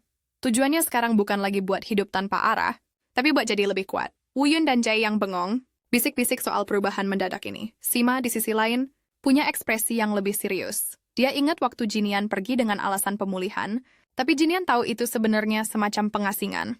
Dia sempat sedih, sadar kalau ayahnya cukup kecewa sampai ngirim dia pergi. Sima coba nyemangatin dia, nenangin dan ngedorong dia buat gunain waktu itu dengan bijak, buat belajar dan ngubah diri. Waktu itu, Jinyan ketawa sambil setuju buat berubah sebelum Sima sempat pamitan. Ingat kejadian itu? Shima dengan tulus ngucapin selamat ke temennya karena udah berubah jadi lebih baik. Untuk sesaat, mereka semua diam, terus setuju sama Shima, sambil ingat waktu Jinyeon pergi dan yang lain nggak datang karena biasanya masih mabuk. Melihat mereka bertengkar seperti ini, dia menghela napas pelan, menyadari bahwa para idiot pencinta alkohol ini adalah teman sejati Jin Yeon. Sambil menuangkan alkohol untuk teman-temannya, dia bertanya tentang rencana mereka sendiri sekarang setelah dia berubah. Mendengar itu, mereka semua dengan gugup menyatakan bahwa mereka bukan tipe orang yang akan berubah. Namun, saat merayakan, mereka senang setidaknya Jinyan telah melangkah keluar dari bayang-bayang kelompok mereka untuk menghadapi dunia. Setelah seharian minum dan tertawa, semua temannya pergi, menyapanya dengan hangat dan mengingatkannya untuk menghubunginya jika dia membutuhkan mereka. Di jalan pulang, mereka sekali lagi ngobrolin transformasi Jinyan dan Sima nyaranin mereka pulang. Jarian ngejek dia soal kemungkinan perjodohan, tapi Sima cuma nyuruh dia pulang dan belajar. Obrolan mereka lanjut sampai mereka mutusin buat mampir ke rumah harum manis buat mabuk-mabukan lagi. Sementara itu, di rumah harum manis yang sama, pemimpin sekte dewa kecil, Yong Jisang, lagi marah besar pas dengar soal kematian Uyang Hu, anggota klan Wu, yang nyeritain semuanya soal duel resmi antara Jinyan dan kapten mereka. Pas pemimpin sekte nanya senjata apa yang dipakai Jinyan, mereka jawab kalau mantan Raja Tinju itu cuma ngandelin tangannya doang. Dengar itu, ekspresi pemimpin sekte jadi gelap karena nggak seneng. Anggota klan Uyang maksa lagi buat balas dendam, tapi pemimpin sekte ngingetin mereka kalau mereka nggak bisa balas dendam buat duel yang adil. Anggota klan Uyang protes, bilang kalau pemimpin sekte dan Uyang Hu itu harusnya temenan, dan dia harus ngehormatin ikatan itu. Amarah Yong Jisang meledak, dan dia bentak kalau dia nggak punya kewajiban sama orang yang udah mati. Terus dia nyuruh mereka bawa mayatnya pergi dan minta maaf ke pengawalnya atas masalah ini. Setelah itu, pikiran Yong Jisang melayang ke masalah lain. Karena kelompok dagang Una nolak bayar pajak mereka. Tanpa Uyong sebagai kartu truf, mereka kehilangan kekuatan tawar. Bawahannya ngingetin kalau penolakan mereka buat bayar berarti mereka udah nggak ngakuin otoritas sekte lagi. Yong Jisang setuju. Bawahannya terus nanya apa dia berencana buat ngebunuh mereka, tapi pemimpin mereka geleng-geleng. Jawab kalau mereka bukan preman dunia bawah. Bawahannya mendesak, bertanya apakah dia berniat membiarkan mereka pergi begitu saja. Sebelum dia bisa menjawab Nyong, Jisong melihat tiga teman Jin Hyun masih mengobrol tentang transformasi teman mereka. Dia memperhatikan kehadiran mereka dan berjalan melewati mereka. Dengan sengaja menyebutkan grup pedagang Yuna. Berbicara cukup keras agar mereka bisa mendengar, dia merenung dengan suara keras tentang berapa banyak kekayaan yang harus dimiliki oleh ayah Jinian dan Jinian sendiri. Sebagai pewaris, Sima segera menangkap ucapan itu dan mengambil umpannya. Setelah itu, Sima lari ke teman-temannya dan nyeritain semuanya. Jinian cuma nguap dengar berita itu. Sima ngingetin dia kalau mereka bisa aja nyerang kapan aja, apalagi karena mereka udah nggak punya pasukan keamanan setelah nyingkirin Uyang Hu. Sementara itu, Jin yang udah mikirin soal sekte dewa kecil, yang sebenarnya udah dikasih tahu sama Mok setelah mikir sebentar, dia nanya ke Sima di mana anggota sekte itu sekarang. Sima ngejawab kalau mereka ada di markas mereka. Jinian terus nyuruh dia masuk dan ngasih dia jubah buat dipakai. Teman setianya nurut. Sambil nanya lagi soal lokasi persisnya, Jin Yeon ngejawab kalau mereka ada di gudang pasukan penjaga. Pas Sima sadar kalau dia berencana langsung ke markas sekte dewa kecil, dia panik. Dia ngingetin Jin Yeon kalau mereka cuma berdua, sementara seluruh sekte bakal ada di sana, dan mereka bahkan nggak punya rencana yang jelas. Sambil ngeluarin senjatanya, Jin Yeon ngejelasin ke temennya kalau inilah rencananya. Terus, sambil neken pisaunya pelan ke leher Sima, dia nyuruh dia buat nunjukin jalan. Temannya yang malang itu nggak punya pilihan selain nuntun dia ke markas sekte dewa kecil. Puluhan penjaga berdiri di gerbang utama. Akhirnya, di pintu masuk, Sima ngingetin dia kalau dia nggak guna dalam pertarungan. Dia dengan tenang nyuruh temannya pergi, karena dia mau masuk sendiri. Sema agak kecewa sama pengusiran itu dan ngingetin dia lagi soal bahayanya nyerbu tempat dengan ratusan penjaga. Tapi, Jinian langsung ngebanting pintu kebuka dan bilang kalau dia bakal ngelakuin persis apa yang biasa dia lakuin di kehidupan lalunya sebagai dan wusung aturan hidup jagoan kita simple. Jangan pernah mundur dari pertarungan. Nggak pas dia cuma anak yatim piatu yang berjuang di dunia Jianghu. Dan bahkan nggak pas dia jadi Raja Tinju. Bahkan sekarang dia nolak buat minggir. Apalagi kalau soal kecintaannya sama pertempuran. Begitu semua orang sadar pintunya kebuka, mereka noleh ke arahnya. Tapi jagoan kita masuk dengan santai tanpa rasa takut sedikit pun. Dan nanyain pemimpin mereka. Salah satu penjaga marah sama kelancangan si penyusup, maju buat mukulin dia, tapi Jinian gerak lebih cepat, sambil megang leher orang itu dan ngejatuhin dia dengan satu gerakan cepat. Para penjaga ngingetin dia kalau dia lagi ada di sarang mereka sebelum pertarungan makin parah. Pemimpin sekte sendiri muncul, tertarik sama keributan itu, dan nuntut buat tahu identitasnya. Jinian dengan tenang ngaku sebagai pembunuh bayaran. Pemimpin sekte itu geli, karena seumur hidupnya dia belum pernah lihat pembunuh bayaran. Masuk dengan begitu beraninya, matanya tertuju pada tinju Jinian yang memar dan sebuah ingatan muncul tentang percakapannya dengan anggota klan. Uyong. Dalam sekejap dia sadar persis siapa yang berdiri di hadapannya. Ginion. Jagoan kita dengan sombong ngejawab kalau dia mungkin Ginion. Ini bikin muka pemimpin sekte jadi cerah, soalnya dia benar-benar nggak nyangka orang kayak dia bakal nerobos masuk ke wilayahnya. Tapi ini malah bikin segalanya jadi lebih gampang. Dia benar-benar niat manfaatin kesempatan ini. Tanpa ragu, dia nyuruh penjaganya buat nangkep dia. Sementara itu, jagoan kita inget terakhir kali dia ngelawan banyak musuh di kehidupan lalunya. Pas pertempuran dimulai, dia sadar kalau badannya yang sekarang nggak sekuat dulu, tapi itu bukan berarti dia nggak bisa nikmatin pertarungan. Dengan setiap pukulan, dia ngejatuhin penjaga kiri dan kanan, nonjok dan ngejatuhin mereka berturut-turut. Beberapa penjaga secara naluriah mundur, terguncang sama kekuatan mengerikan yang dia tunjukin pas ngelawan banyak orang dengan tangan kosong. Terus tiba-tiba dia diam sejenak pas sebuah panah ngiris pipinya dari belakang. Sambil noleh dengan senyum licik, dia dengan nakal nuduh pemimpin sekte itu pamerin senjatanya yang keren.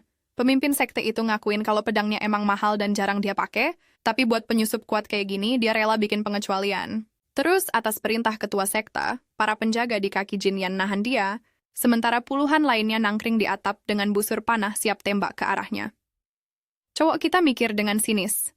Jadi ketua sekte ini bahkan nggak punya kehormatan buat mati bareng anak buahnya sendiri.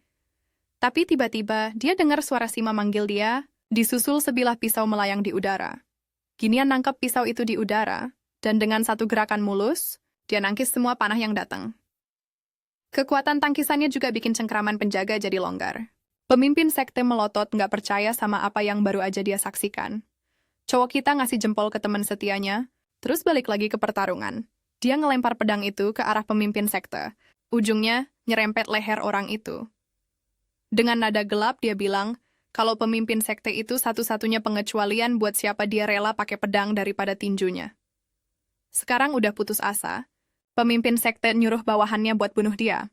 Tapi sebelum dia sempat bereaksi, cowok kita udah ada di depannya, tinjunya siap.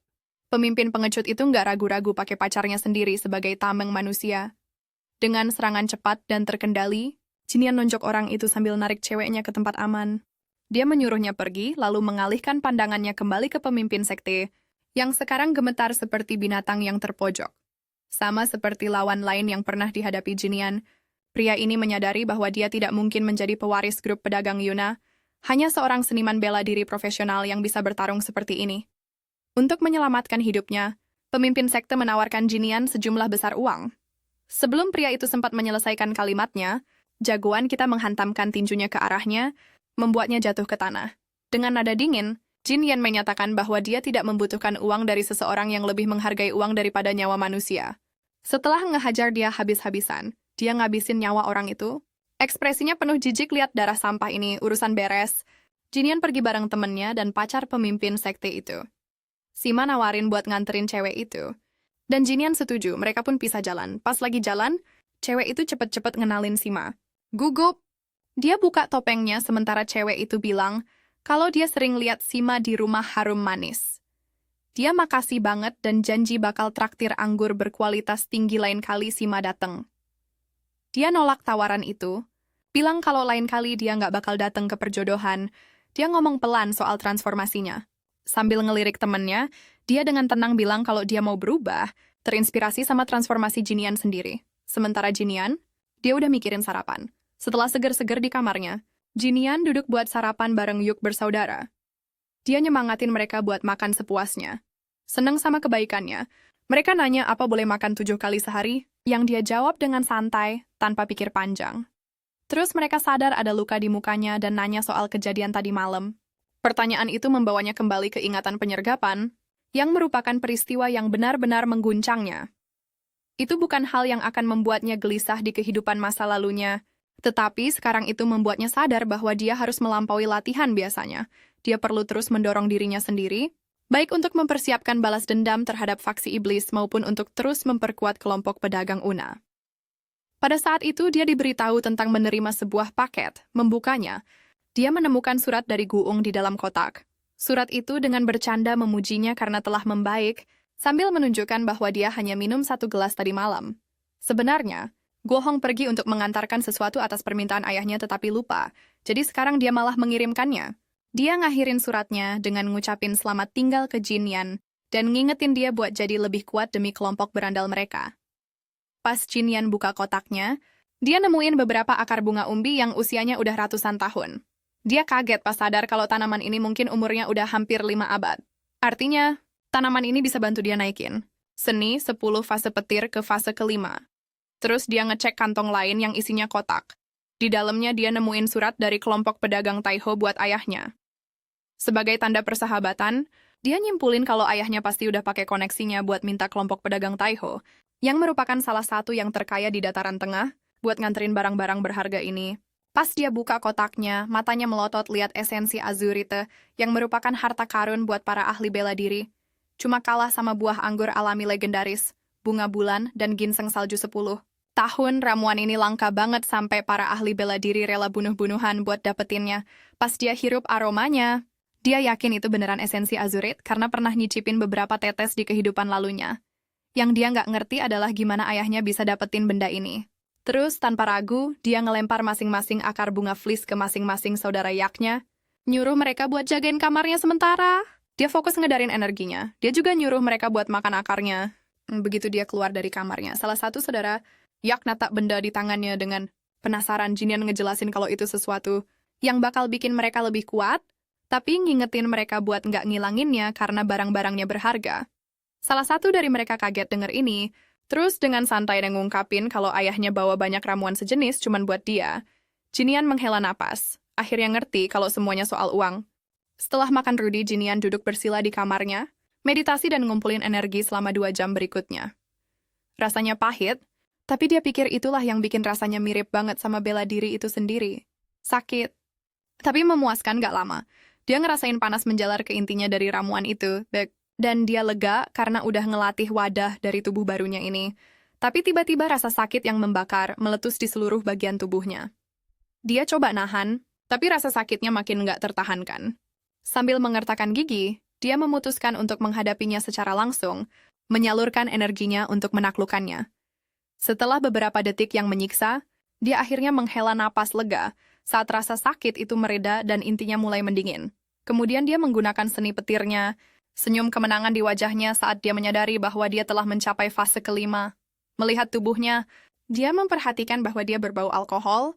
Berkat alkoholisme pemilik lama tubuhnya, sambil tersenyum, dia mengucapkan selamat tinggal pada Jin On yang lama.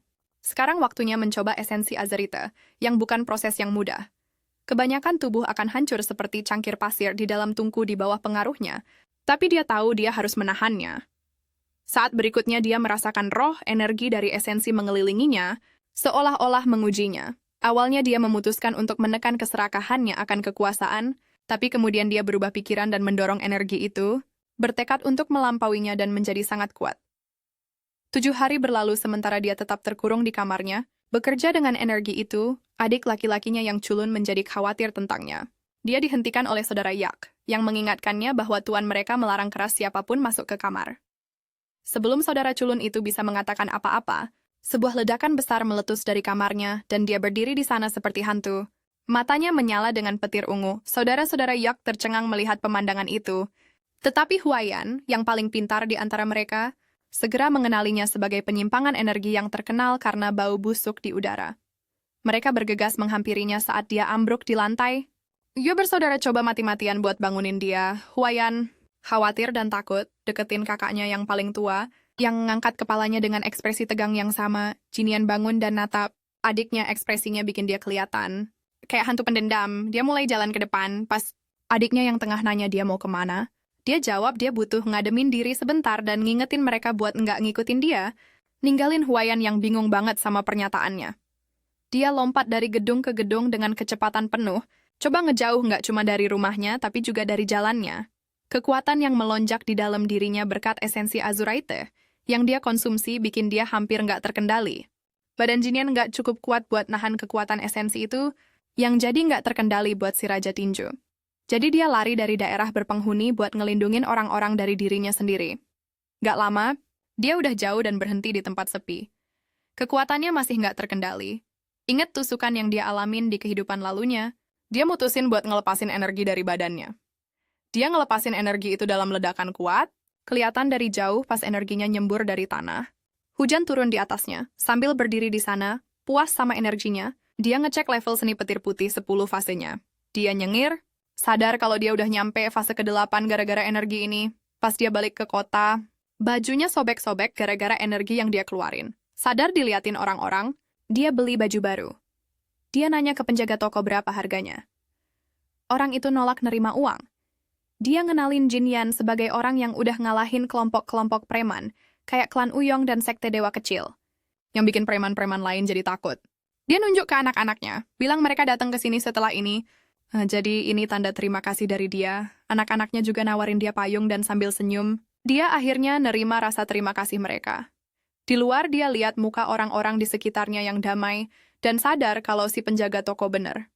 Dia nggak pernah bener-bener ngerti dampak pertarungannya ke orang lain, tapi ingat kata-kata si penjaga toko dan senyum orang-orang. Dia ngerasain perasaan aneh yang dia suka. Tiba-tiba kedamaian itu pecah sama teriakan kenceng. Dia lihat ke depan dan lihat beberapa orang ngejar Myung Ho. Temennya yang kayak bunglon itu langsung nyapa dia sambil senyum. Lihat musuhnya, dia dengan datar komen soal hidupnya yang sibuk. Sementara itu, di Istana Moyongchan, Majelis Kaisar ngadain pertemuan. Obrolan dipimpin sama pemimpin klan Doko Mayong, yang muji Moyongbin atas kerja kerasnya ngumpulin semua pemimpin kelompok Majelis Kaisar. Moyongbin ngeles dari ucapan terima kasih itu dan deketin pemimpin klan Uyong. Uyong sayang soal kematian Uyong Hu di tangan jagoan kita.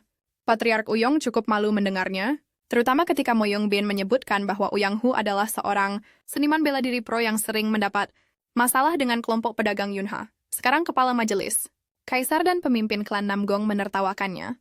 Uyong Hu juga pernah menyandang gelar salah satu seniman bela diri terkuat, namun mereka merasa konyol bahwa seseorang seperti dia dikalahkan oleh seorang anggota kelompok pedagang belaka.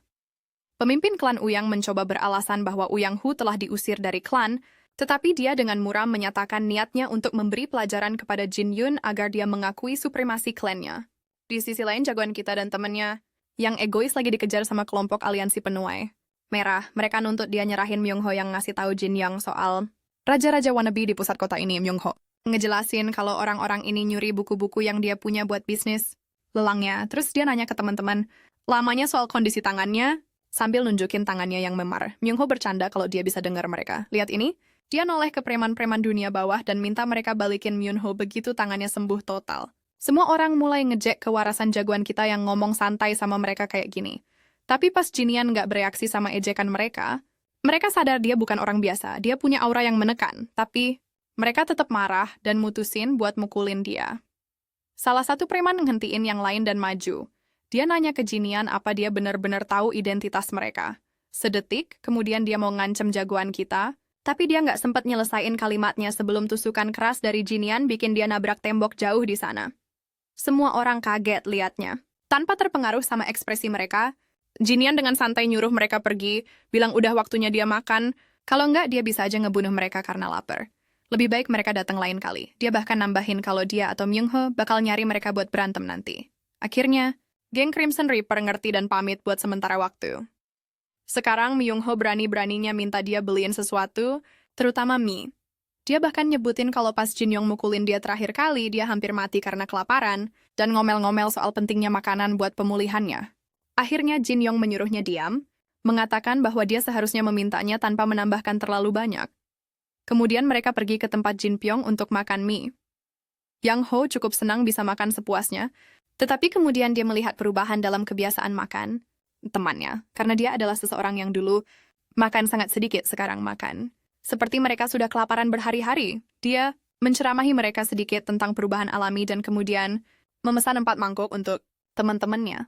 Percakapan beralih ke si kembar Yak, karena jagoan kita memberitahu Myung Ho bahwa mereka baik-baik saja dan biasanya berlatih di tempatnya. Myung Ho mengomentari kebiasaan makan mereka yang rakus, yang membuat pengeluarannya membengkak ketika mereka bersamanya Jin. Yon dengan santai mengingatkannya bahwa dia cukup kaya, mantan temannya dengan jengkel. membalas bahwa dia juga menjarah uangnya. Percakapan kemudian berubah saat Myung-ho menjadi tertarik pada sumber pengetahuan seni bela diri Jin. Yeon-dot temannya mendesak untuk sebuah alasan. Young-ho dengan santai menjawab bahwa dia ingin mengalahkan geng Crimson Reaper, dan seni bela diri bisa sangat membantunya dalam hal ini.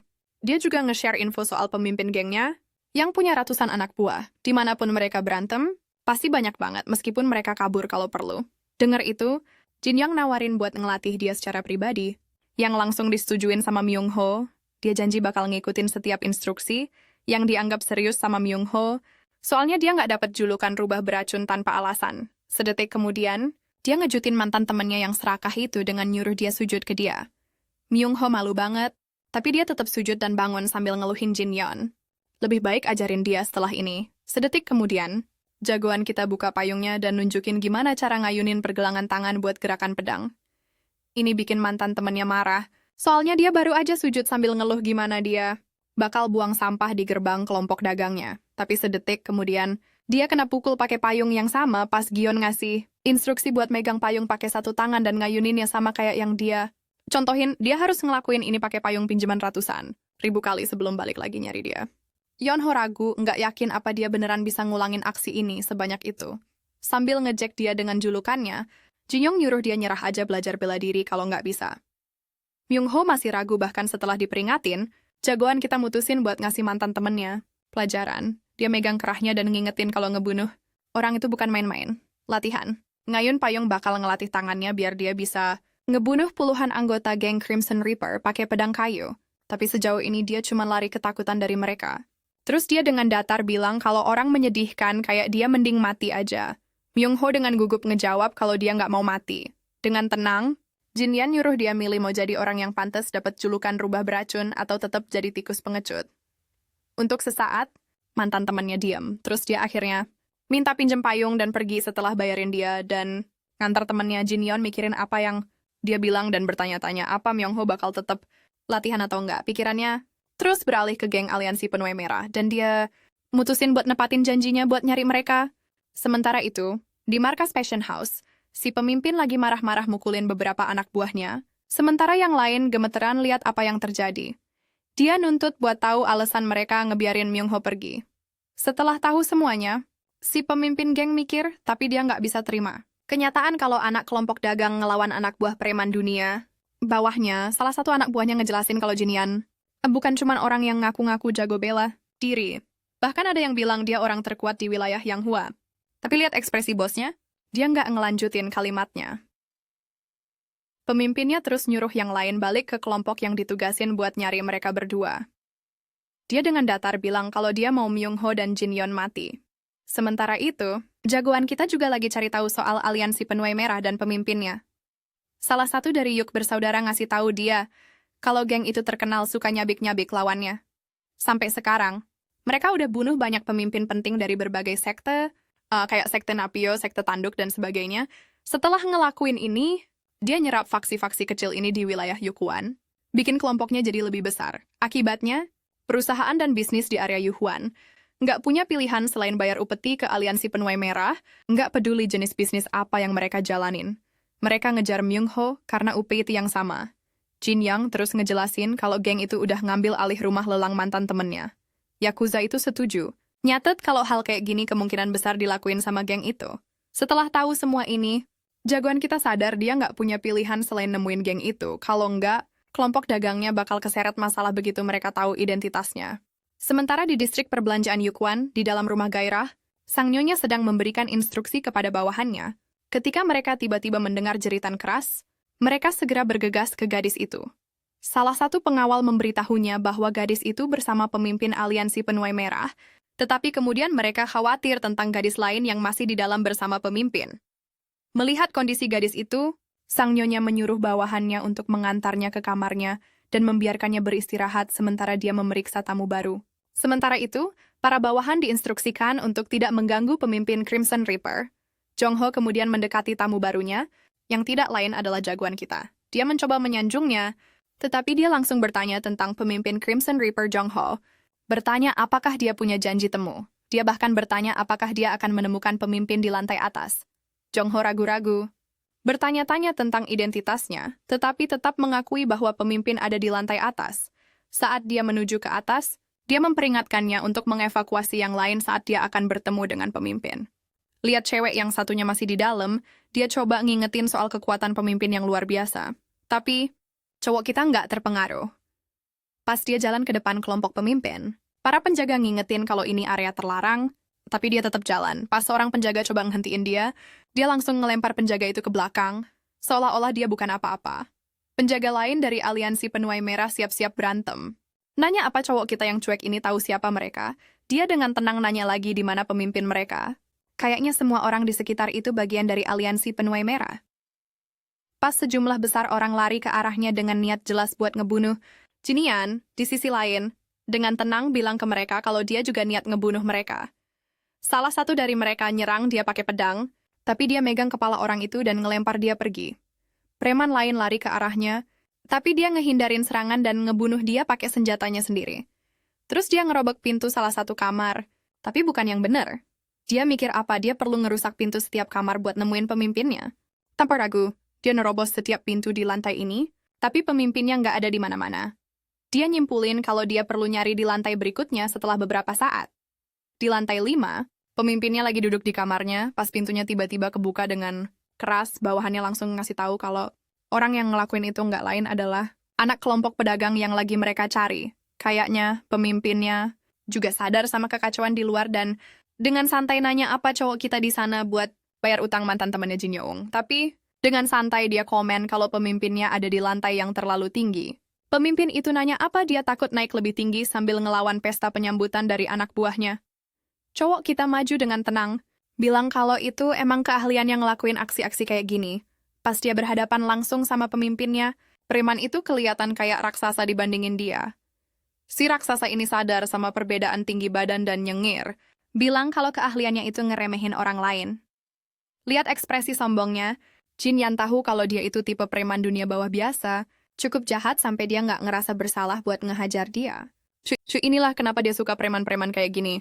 Sedetik kemudian, dia lihat cewek di belakang pemimpinnya, jelas-jelas berdarah. Pemimpinnya ngikutin pandangannya dan nyengir sombong, bilang kalau dia nggak bisa ngontrol kekuatannya. Cowok kita marah banget sama orang yang nggak punya hati nurani dan kayaknya nggak bakal pernah punya. Dia minta pemimpinnya ngelepasin cewek itu, sambil mikirin cara dia bakal ngebunuh pemimpin itu.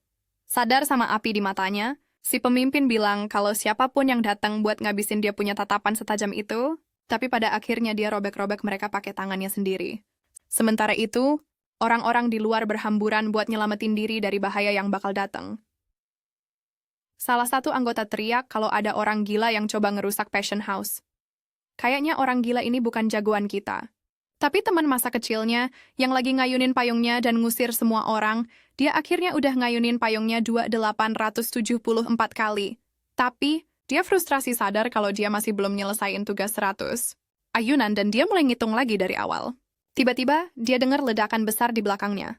Pas dia noleh, pikirannya melayang bertanya-tanya apa itu ada hubungannya sama temennya. Di sisi lain, Jinian nendang pemimpinnya dengan kekuatan sedemikian rupa sampai dia terlempar keluar gedung, ngerusak tembok di belakangnya. Pemimpinnya natap cowok kita yang, bukannya jadi penonton, malah loncat ngejar dia dan mendarat dengan anggun di depan lawannya. Meskipun babak belur, si penuai merah bangkit lagi siap ngadepin dia sambil ngambil senjata dari bawahannya dengan kekuatan penuh. Dia ngelempar senjatanya ke arah Jinian, tapi Jinian ngehindar sambil loncat ke udara, nyoba lagi. Tapi kali ini Jinian dengan tenang nangkep rantainya sementara gagangnya masih di tangan pemimpinnya. Ini juga ngasih kesempatan ke penuai merah buat ngukur kekuatan jagoan kita yang ternyata setara sama dia.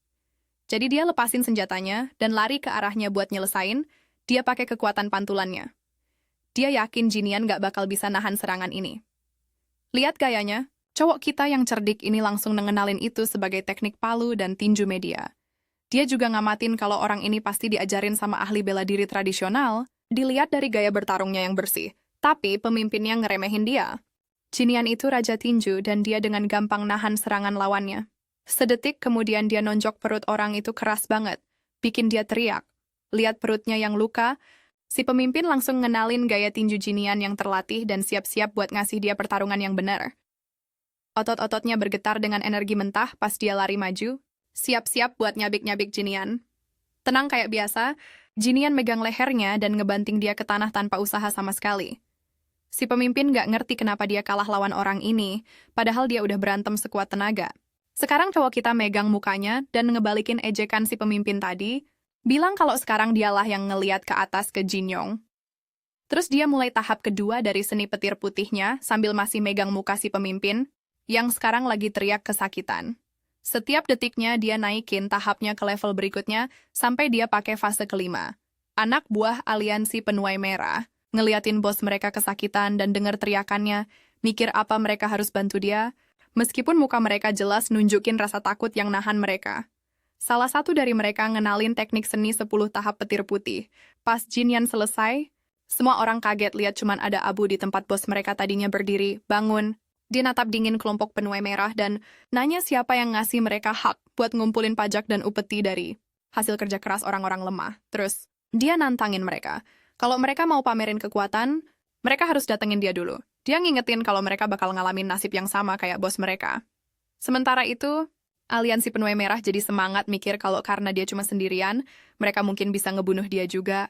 Terus Myung-ho, sambil ngeliatin dia, mikir keras kalau si penuai merah udah mati, mereka mungkin nggak perlu bayar upeti lagi. Orang di sebelahnya komen kalau Jin Yeon mungkin bakal mulai minta upeti. Tapi Myung-ho langsung ngebantah, belain teman masa kecilnya. Dia tahu kalau temannya udah punya cukup uang buat nggak pernah ngelakuin hal serendah itu. Terus dia mulai ngitung ayunan payungnya sekali lagi, yang bikin orang lewat komen soal tingkahnya, bilang dia gila. Dengan setiap pukulan, Myung-ho ngayunin payungnya. Dia ingat waktu Jin yang nanya ke dia apa dia beneran mau jadi tikus atau rubah beracun.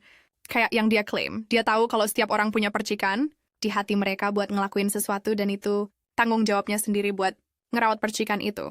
Dia ngerti kalau temennya mau jadi kuat sampai ke tingkat yang gila, tapi tiba-tiba dia berhenti ngeliatin temennya berantem sama preman penuai merah dan bilang kalau dia itu rubah beracun, bukan tikus pengecut. Setelah berurusan sama aliansi Crimson Reaper, Jinian bahkan nggak cuci darah dari bajunya. Pas adiknya yang culun dan khawatir muncul di depan pintunya, dia ngeles kalau dia habis minum-minum.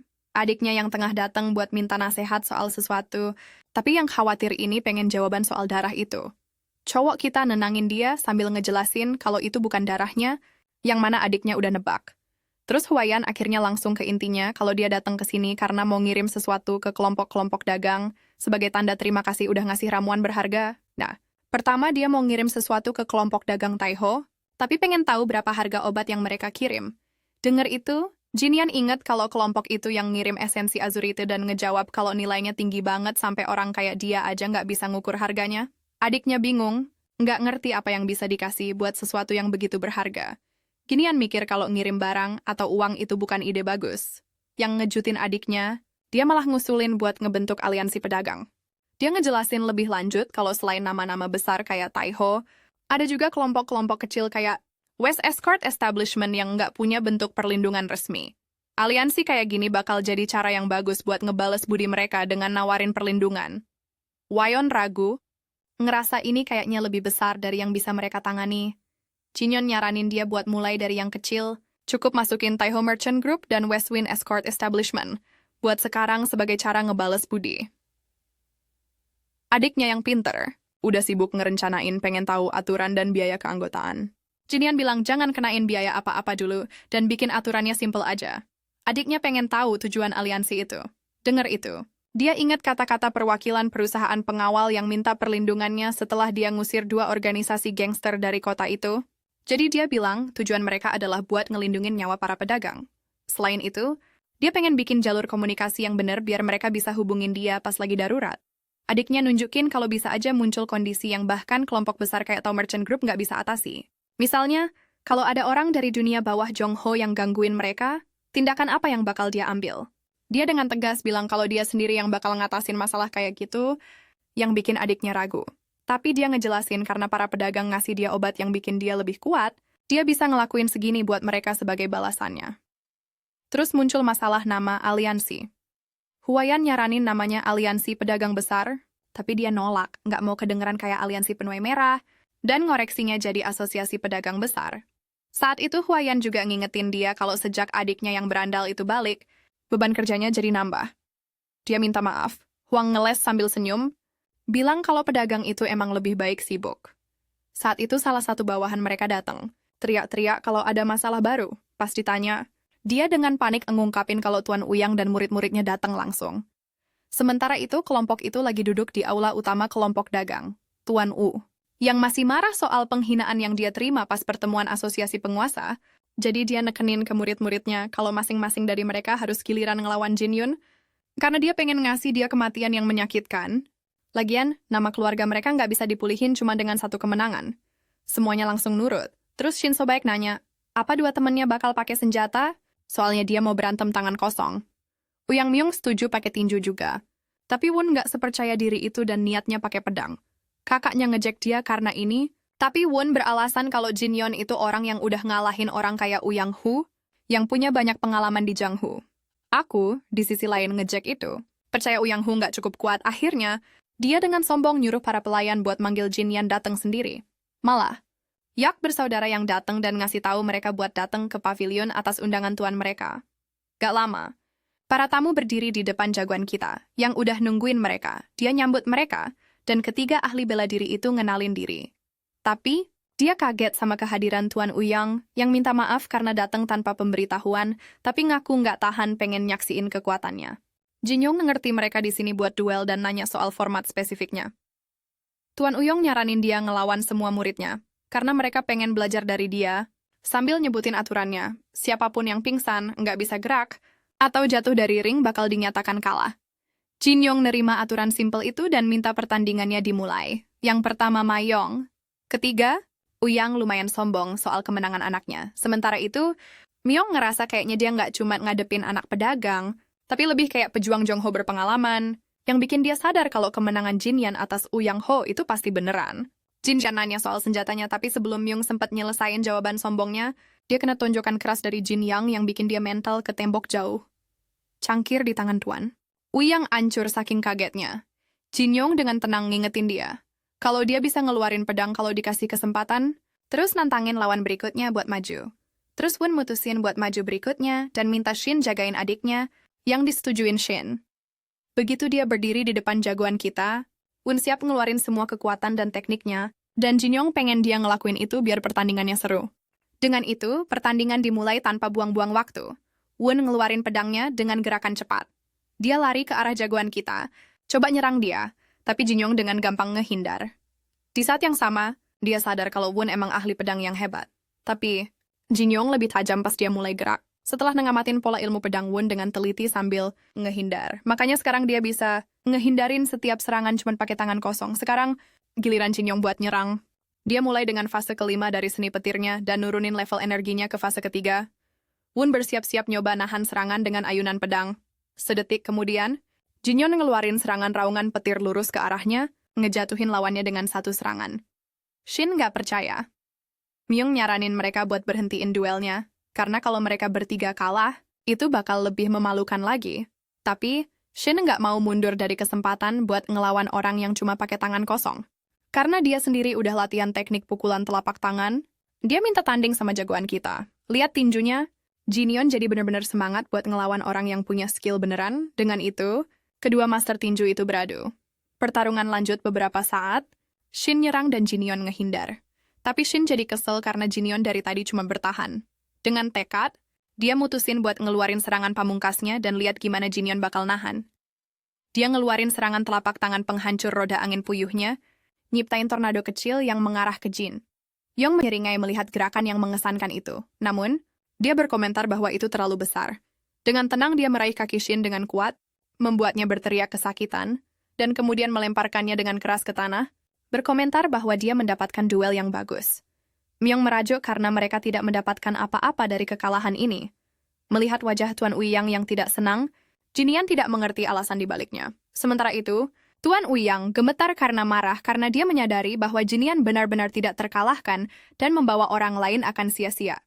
Masalahnya, harga diri asosiasi penguasa bakal hancur dan dia sama klannya juga bakal diejek gara-gara kekalahan ini. Mutusin pakai taktik lain, dia ngajak Jin Yon jalan-jalan ke pasar. Dia sadar sama lingkungan yang damai di sana, dan komen kalau Jin Yan pasti punya banyak pemasok dari tempat ini. Tanpa buang-buang waktu lagi, dia nawarin Jin Yan keanggotaan di asosiasi penguasa. Dia ngejelasin kalau Jin Yan nggak perlu daftarin seluruh kelompok dagangnya, karena dia bisa gabung sebagai individu, dan kelompok dagangnya tetap bakal dilindungin. Jinian kaget dengar tawaran itu. Tahu kalau asosiasi ini udah diisi sama nama-nama klan besar. Tapi dia ngungkit masalah kalau asosiasi penguasa itu dibentuk dari klan-klan yang ninggalin aliansi Murm, yang dulu terdiri dari 9 sekte besar. Tuan Uyang ngeiyain, sambil ngeles kalau mereka cuma saingan ramah sama aliansi Muram Jinyong mikirin informasi. Yang dia dapat kalau klan Uyang baru aja gabung asosiasi dan sekarang mau nyelamatin reputasi mereka setelah kekalahan. Tuan Uyang juga ngeiyain kecurigaannya dengan ngaku kalau bawahannya, Uyang Hu, nyebarin gosip aneh soal Jin Yong yang ngerusak reputasi klan, meskipun dia sendiri nggak punya masalah sama Jinion. Makanya dia pengen Jinian gabung asosiasi penguasa buat nyelamatin muka. Ini, menurutnya, kesempatan terbaik buat nunjukin ke asosiasinya kalau orang kayak Jinian itu di bawahnya. Jinian nanya apa yang bakal terjadi kalau dia nolak Tuan U. Ya nunjukin kalau dia nggak bakal rugi apa-apa dengan gabung dan sebagai anak pedagang, dia harusnya ngerti itu. Jinian ngebales kalau dia nggak ada urusan sama kelompok bela diri biasa pas dia nggak kekurangan uang. Terus dia ngusir Uyang, ngakhirin obrolan. Dengar itu, Uyang jadi marah banget dan ngancem apa Jinian pengen seluruh kelompoknya dibantai. Yang bikin cowok kita berhenti sejenak, Uyang ngingetin dia kalau dia punya cukup kekuatan buat ngabisin seluruh kelompok dagang sambil nyisain nyawa Jinian dan jadiin dia musuh publik. Dia nanya apa Jinian beneran mikir dia cukup kuat sendirian buat ngancurin seluruh klan, apalagi asosiasi penguasa, sebelum dia bisa ngelanjutin ancamannya. Dia dapat tonjokan keras dari Jinyeon, yang ngingetin kalau dia bakal bunuh yang dulu baru habisin seluruh klannya. Bahkan dia bilang bakal lempar kesalahan ke anak tertua yang ngingetin lebih baik yang jangan coba-coba nantangin dia. Tuan yang masih berani-beraninya bilang kata-kata Jinyeon itu yang paling keji yang pernah dia dengar dan nuduh dia orang yang nggak punya malu atau batasan. Dengan itu, dia ngeluarin serangan katak racunnya, teknik yang biasa dipakai spesialis Uyong buat ngelawan pemimpin 4 klan besar. Dia yakin, bahkan dengan semua kekuatannya, Jinian nggak bisa nahan serangan ini. Tapi dia membeku pas sadar kalau Jinian ngeluarin petir yang ngelahap racunnya. Sedetik kemudian, Jinian nonjok dia keras banget sampai Uyong nabrak tembok dan ambruk ke tanah sambil batuk darah. Jinyong komen kalau Uyang jauh lebih lemah dari yang dia pura-purain. Uyang nyuruh dia bunuh dia sekarang karena apapun hasilnya, Jinyong bakal jadi musuh publik dengan ngelakuin ini, dan asosiasi penguasa bakal ngejar dia juga. Nggak peduli apa yang terjadi, Uyang bersikeras. Jinyong pasti bakal kalah. Dengar ini, Jinian deketin Uyang, bisikin dengan gelap kalau dia bakal bikin yang nyesel ngomong gitu seumur hidupnya. Gak lama, semua orang lihat Jinian nyeret Tuan yang pakai rambutnya. Mereka kaget sama kondisinya, terutama anak-anaknya. Myung protes, tapi Jinyeon nyuruh dia diem, ngingetin kalau dia bakal dapat hukuman yang sama kayak ayahnya. Anak yang lain khawatir sama nyawa ayah mereka, tapi Jinyeon ngejawab kalau dia masih hidup buat sekarang dan nyuruh bawahannya nyiapin kereta. Anak tertua yang nuntut buat tahu alasan yang ngelakuin hal kayak gitu. Jin Yan ngejawab kalau ayah mereka udah ngancem mau bantai kelompok dagangnya dan ngefitnah dia sebagai pelakunya, yang bikin semua orang bengong. Terus, dia ngumumin kalau dia mau ke asosiasi penguasa buat ngelaporin masalahnya sendiri. Dia minta penjaga yang ikut sebagai saksi sebelum dia bisa lanjut. Shin nunjukin kalau asosiasi penguasa nggak punya markas. Dia ngasih tahu kalau pertemuan biasanya diadain di rumah kepala klan. Dengan cara ini dia bisa pergi ke kediaman klan Moyaung yang paling dekat. Dengan itu, dia nyuruh penjaganya dan Yue bersaudara buat ngawasin murid dan anak-anak Tuan Uyang. Terus dia noleh ke adiknya yang tengah dan nyuruh dia bikin laporan buat diserahin ke aliansi. Muram soal kejadian hari ini, mereka terus menuju ke kediaman Moyang. Sementara itu, di dalam kereta, Uyong diikat pakai tali dan nanya tujuan mereka. Jinyun ngejawab dia. Sedetik kemudian Uyong minta penjaganya bawain air. Saat dia haus, penjaga itu ragu-ragu. Dia tak yakin apakah jagoan kita akan mengizinkannya. Jinyan di sisi lain, kagum bahwa tuan dari sebuah klan sendiri yang meminta air, namun dia tidak menurutinya. Dia menyadari orang ini pasti seorang pembunuh. Dengan itu, dia membakarnya dengan petirnya. Kemudian pengemudi bertanya tentang kejadian itu, tetapi Jinyan menyuruhnya untuk terus berjalan. Dia kemudian menoleh ke penjaga lain dan bertanya tentang asosiasi pembunuhnya. Dia menjelaskan bahwa itu disebut grup pembunuh emas. Perak, karena mereka biasanya dikategorikan berdasarkan peringkat emas atau perak, dan dia sendiri adalah pembunuh peringkat perak. Jin Yan terus nanya ke Tuan Uyang berapa biaya buat nyewa orang kayak gitu, tapi Uyang malas ngejawab. Jadi jagoan kita ngancem mau patahin bagian tubuhnya, yang maksa dia buat nurut. Dia ngaku kalau dia bayar 800 nyang, jauh lebih mahal dari tarif biasa mereka. Tapi jagoan kita nunjukin kalau itu nggak sepadan sama nyawanya. Karena pemimpin kelompok pembunuh bayaran itu harusnya ngebunuh dia setelah dia bakal bantai seluruh kelompok pedagang. Ngebunuh pembunuh bayaran, dia ngejelasin itu cara biasa buat klan-klan nutupin tangan kotor mereka. Dia nambahin kalau ini cara biasa klan-klan ngebersihin jejak mereka. Dengan cara ini, hidupnya nggak lebih berharga dari 800 nyang. Dia nyaranin si pembunuh bayaran buat latihan lebih keras biar nilai hidupnya naik. Jinian ganti nada, bilang kalau orang yang bunuh orang demi uang itu nggak pantas disebut manusia sama sekali. Dan dia bahkan tepuk tangan sarkastis buat tujuan hidup si pembunuh bayaran. Terus dia dengan santai nunjukin kalau kelompok mereka yang isinya 3 pembunuh bayaran sekarang 1 luka dan 1 mati. Nggak lama, mereka nyampe di kediaman Moyang. Semua orang ngenalin Tuan Uyang. Dan mereka penasaran sama situasinya dan identitas Jinian.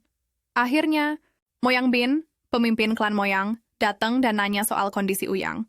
Terus dia noleh ke Jinyon dan ngenalin diri. Jinyon juga ngenalin diri, meskipun dia nggak terlalu ngerti karena terakhir kali dia cek, Moyang Chu yang jadi pemimpin klan. Bin nanya alasan, kenapa pemimpin klan Uyang diseret sama Jinyon seolah-olah dia penjahat. Jinyon nawarin buat ngejawab dan ngejelasin seluruh situasinya. Salah satu bawahan Ben nunjukin kalau ini masalah serius.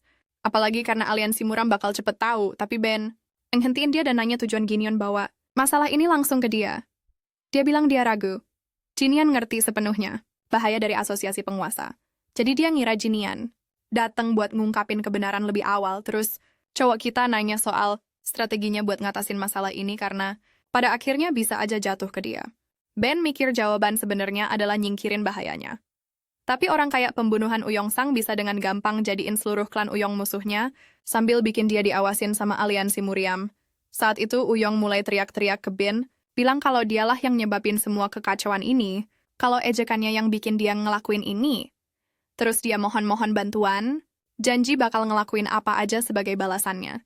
Sambil ngejatuhin dia, Ben bilang kalau Uyong udah nggak punya malu lagi. Terus dia nyuruh anak buahnya buat nangkep para pembunuh bayaran, sambil ngejaga mereka tetap hidup di bawah pengawasan. Setelah itu, dia dengan sopan minta maaf atas semua kekacauan yang disebabin Uyang, ngeyakinin kalau asosiasi penguasa nggak bakal lagi dukung klan itu. Terus dia ngajak Jinian makan bareng, dan Jinian setuju. Gak lama, makanan udah disajiin di depan mereka berdua dan Jinian makan sepuasnya. Sementara itu, Ben nggak bisa ngerti gimana bisa ada orang kayak Jinian yang ngalahin patriark klan Uyang. Buat ngetes dia nanya strategi apa yang bakal Jinian pakai buat nyelesain masalah ini, soalnya, gimana pun juga, dia nggak bisa bunuh Sayang tapi harus nanganinnya dengan cara yang masuk akal. Jinian nanya soal rencananya Ben. Jadi Ben mulai ngejelasin rencananya buat ngirim Sayang ke aliansi Muram yang bisa ngebebasin mereka dari perbuatan Sayang dan ngelimpahin tanggung jawab ke klan Uyong. Selain itu, buat ngejaga reputasi mereka, asosiasi penguasa siap nanggung kerugiannya dan dia yakin pemimpin klan lain bakal setuju. Jinyon suka rencananya. Terus dia nanya apa mantan pemimpin klan, Moyong Chu, udah ngelakuin upacara cuci tangan baskom emas, semacam ritual pensiun. Mendengar ini, Bin berkomentar bahwa Jinyon lambat dalam berita dunia Jonghu karena ayahnya telah hilang selama setahun. Dia terkejut mendengarnya, Ben menjelaskan bahwa mereka mengirim tim pencari anggota Cuang utama tetapi tidak mendapatkan jejaknya. Pada saat itu, jagoan kita berpikir itu adalah saat yang sama ketika dia bereinkarnasi ke dalam tubuh Jinyun. Itu berarti bahwa bersama dengannya, Chu juga meninggal. Jadi dia bertanya apakah Chu memiliki permusuhan dengan faksi iblis. Ben menjawab bahwa faksi iblis telah diam selama 20 tahun, dan jika mereka bangkit kembali, dia akan menyadarinya. Selain itu, dia ragu bahwa faksi iblis memiliki alasan untuk menargetkan ayahnya. Saat itu, dia teringat kehidupan masa lalunya. Atau dia juga nggak ada urusan sama faksi itu tapi tiba-tiba disergap dan dibunuh. Buat ngeliat situasinya, dia nanya sejauh mana ayah. Ben bakal ngelakuin perlawanan kalau dia disergap sama sejumlah pendekar pedang. Ben ngejawab kalau ayahnya bukan orang yang bisa dikalahin cuma sama pendekar pedang biasa. Cowok kita terus nunjukin, gimana kalau pendekar-pendekar pedang itu punya badan kebal pedang? Ini bikin Ben bingung. Sekarang, ingat kejadian terakhirnya pas dia coba nyerang pembunuh-pembunuh bayaran itu, dia ingat gimana mereka selamat, bahkan setelah kena serangan energi petir fase 9-nya. Dia tahu nggak ada orang biasa yang bisa nahan bahkan energi petir fase 9 kalau dia nyerang pakai kekuatan badannya yang sekarang. Dia nggak percaya orang kayak mereka bisa nahan kekuatannya. Jadi dia nyimpulin kalau mereka pasti punya badan kebal pedang atau sesuatu yang sama mustahilnya. Kalau orang-orang dengan kekuatan kayak gitu, Termasuk penyihir yang pernah ngendaliin badannya, gabung. Dia pikir cuman orang yang udah di atas langit yang bisa ngadepin kekuatan kayak gitu. Jadi dia yakin Ben nggak bakal dapet jejak ayahnya atau faksi iblis. Tapi dia masih nggak ngerti alasan dibalik kerahasiaan mereka atau motif sebenarnya mereka ngelakuin ini. Sementara itu, di tempat terpencil, seorang wanita yang dikenal sebagai iblis langit ngomong ke seorang pria yang disebut iblis pedang dan ngasih tahu kalau mereka udah nemuin Raja Pedang Iblis Pedang itu terus nyuruh faksinya buat siap-siap berburu Raja Pedang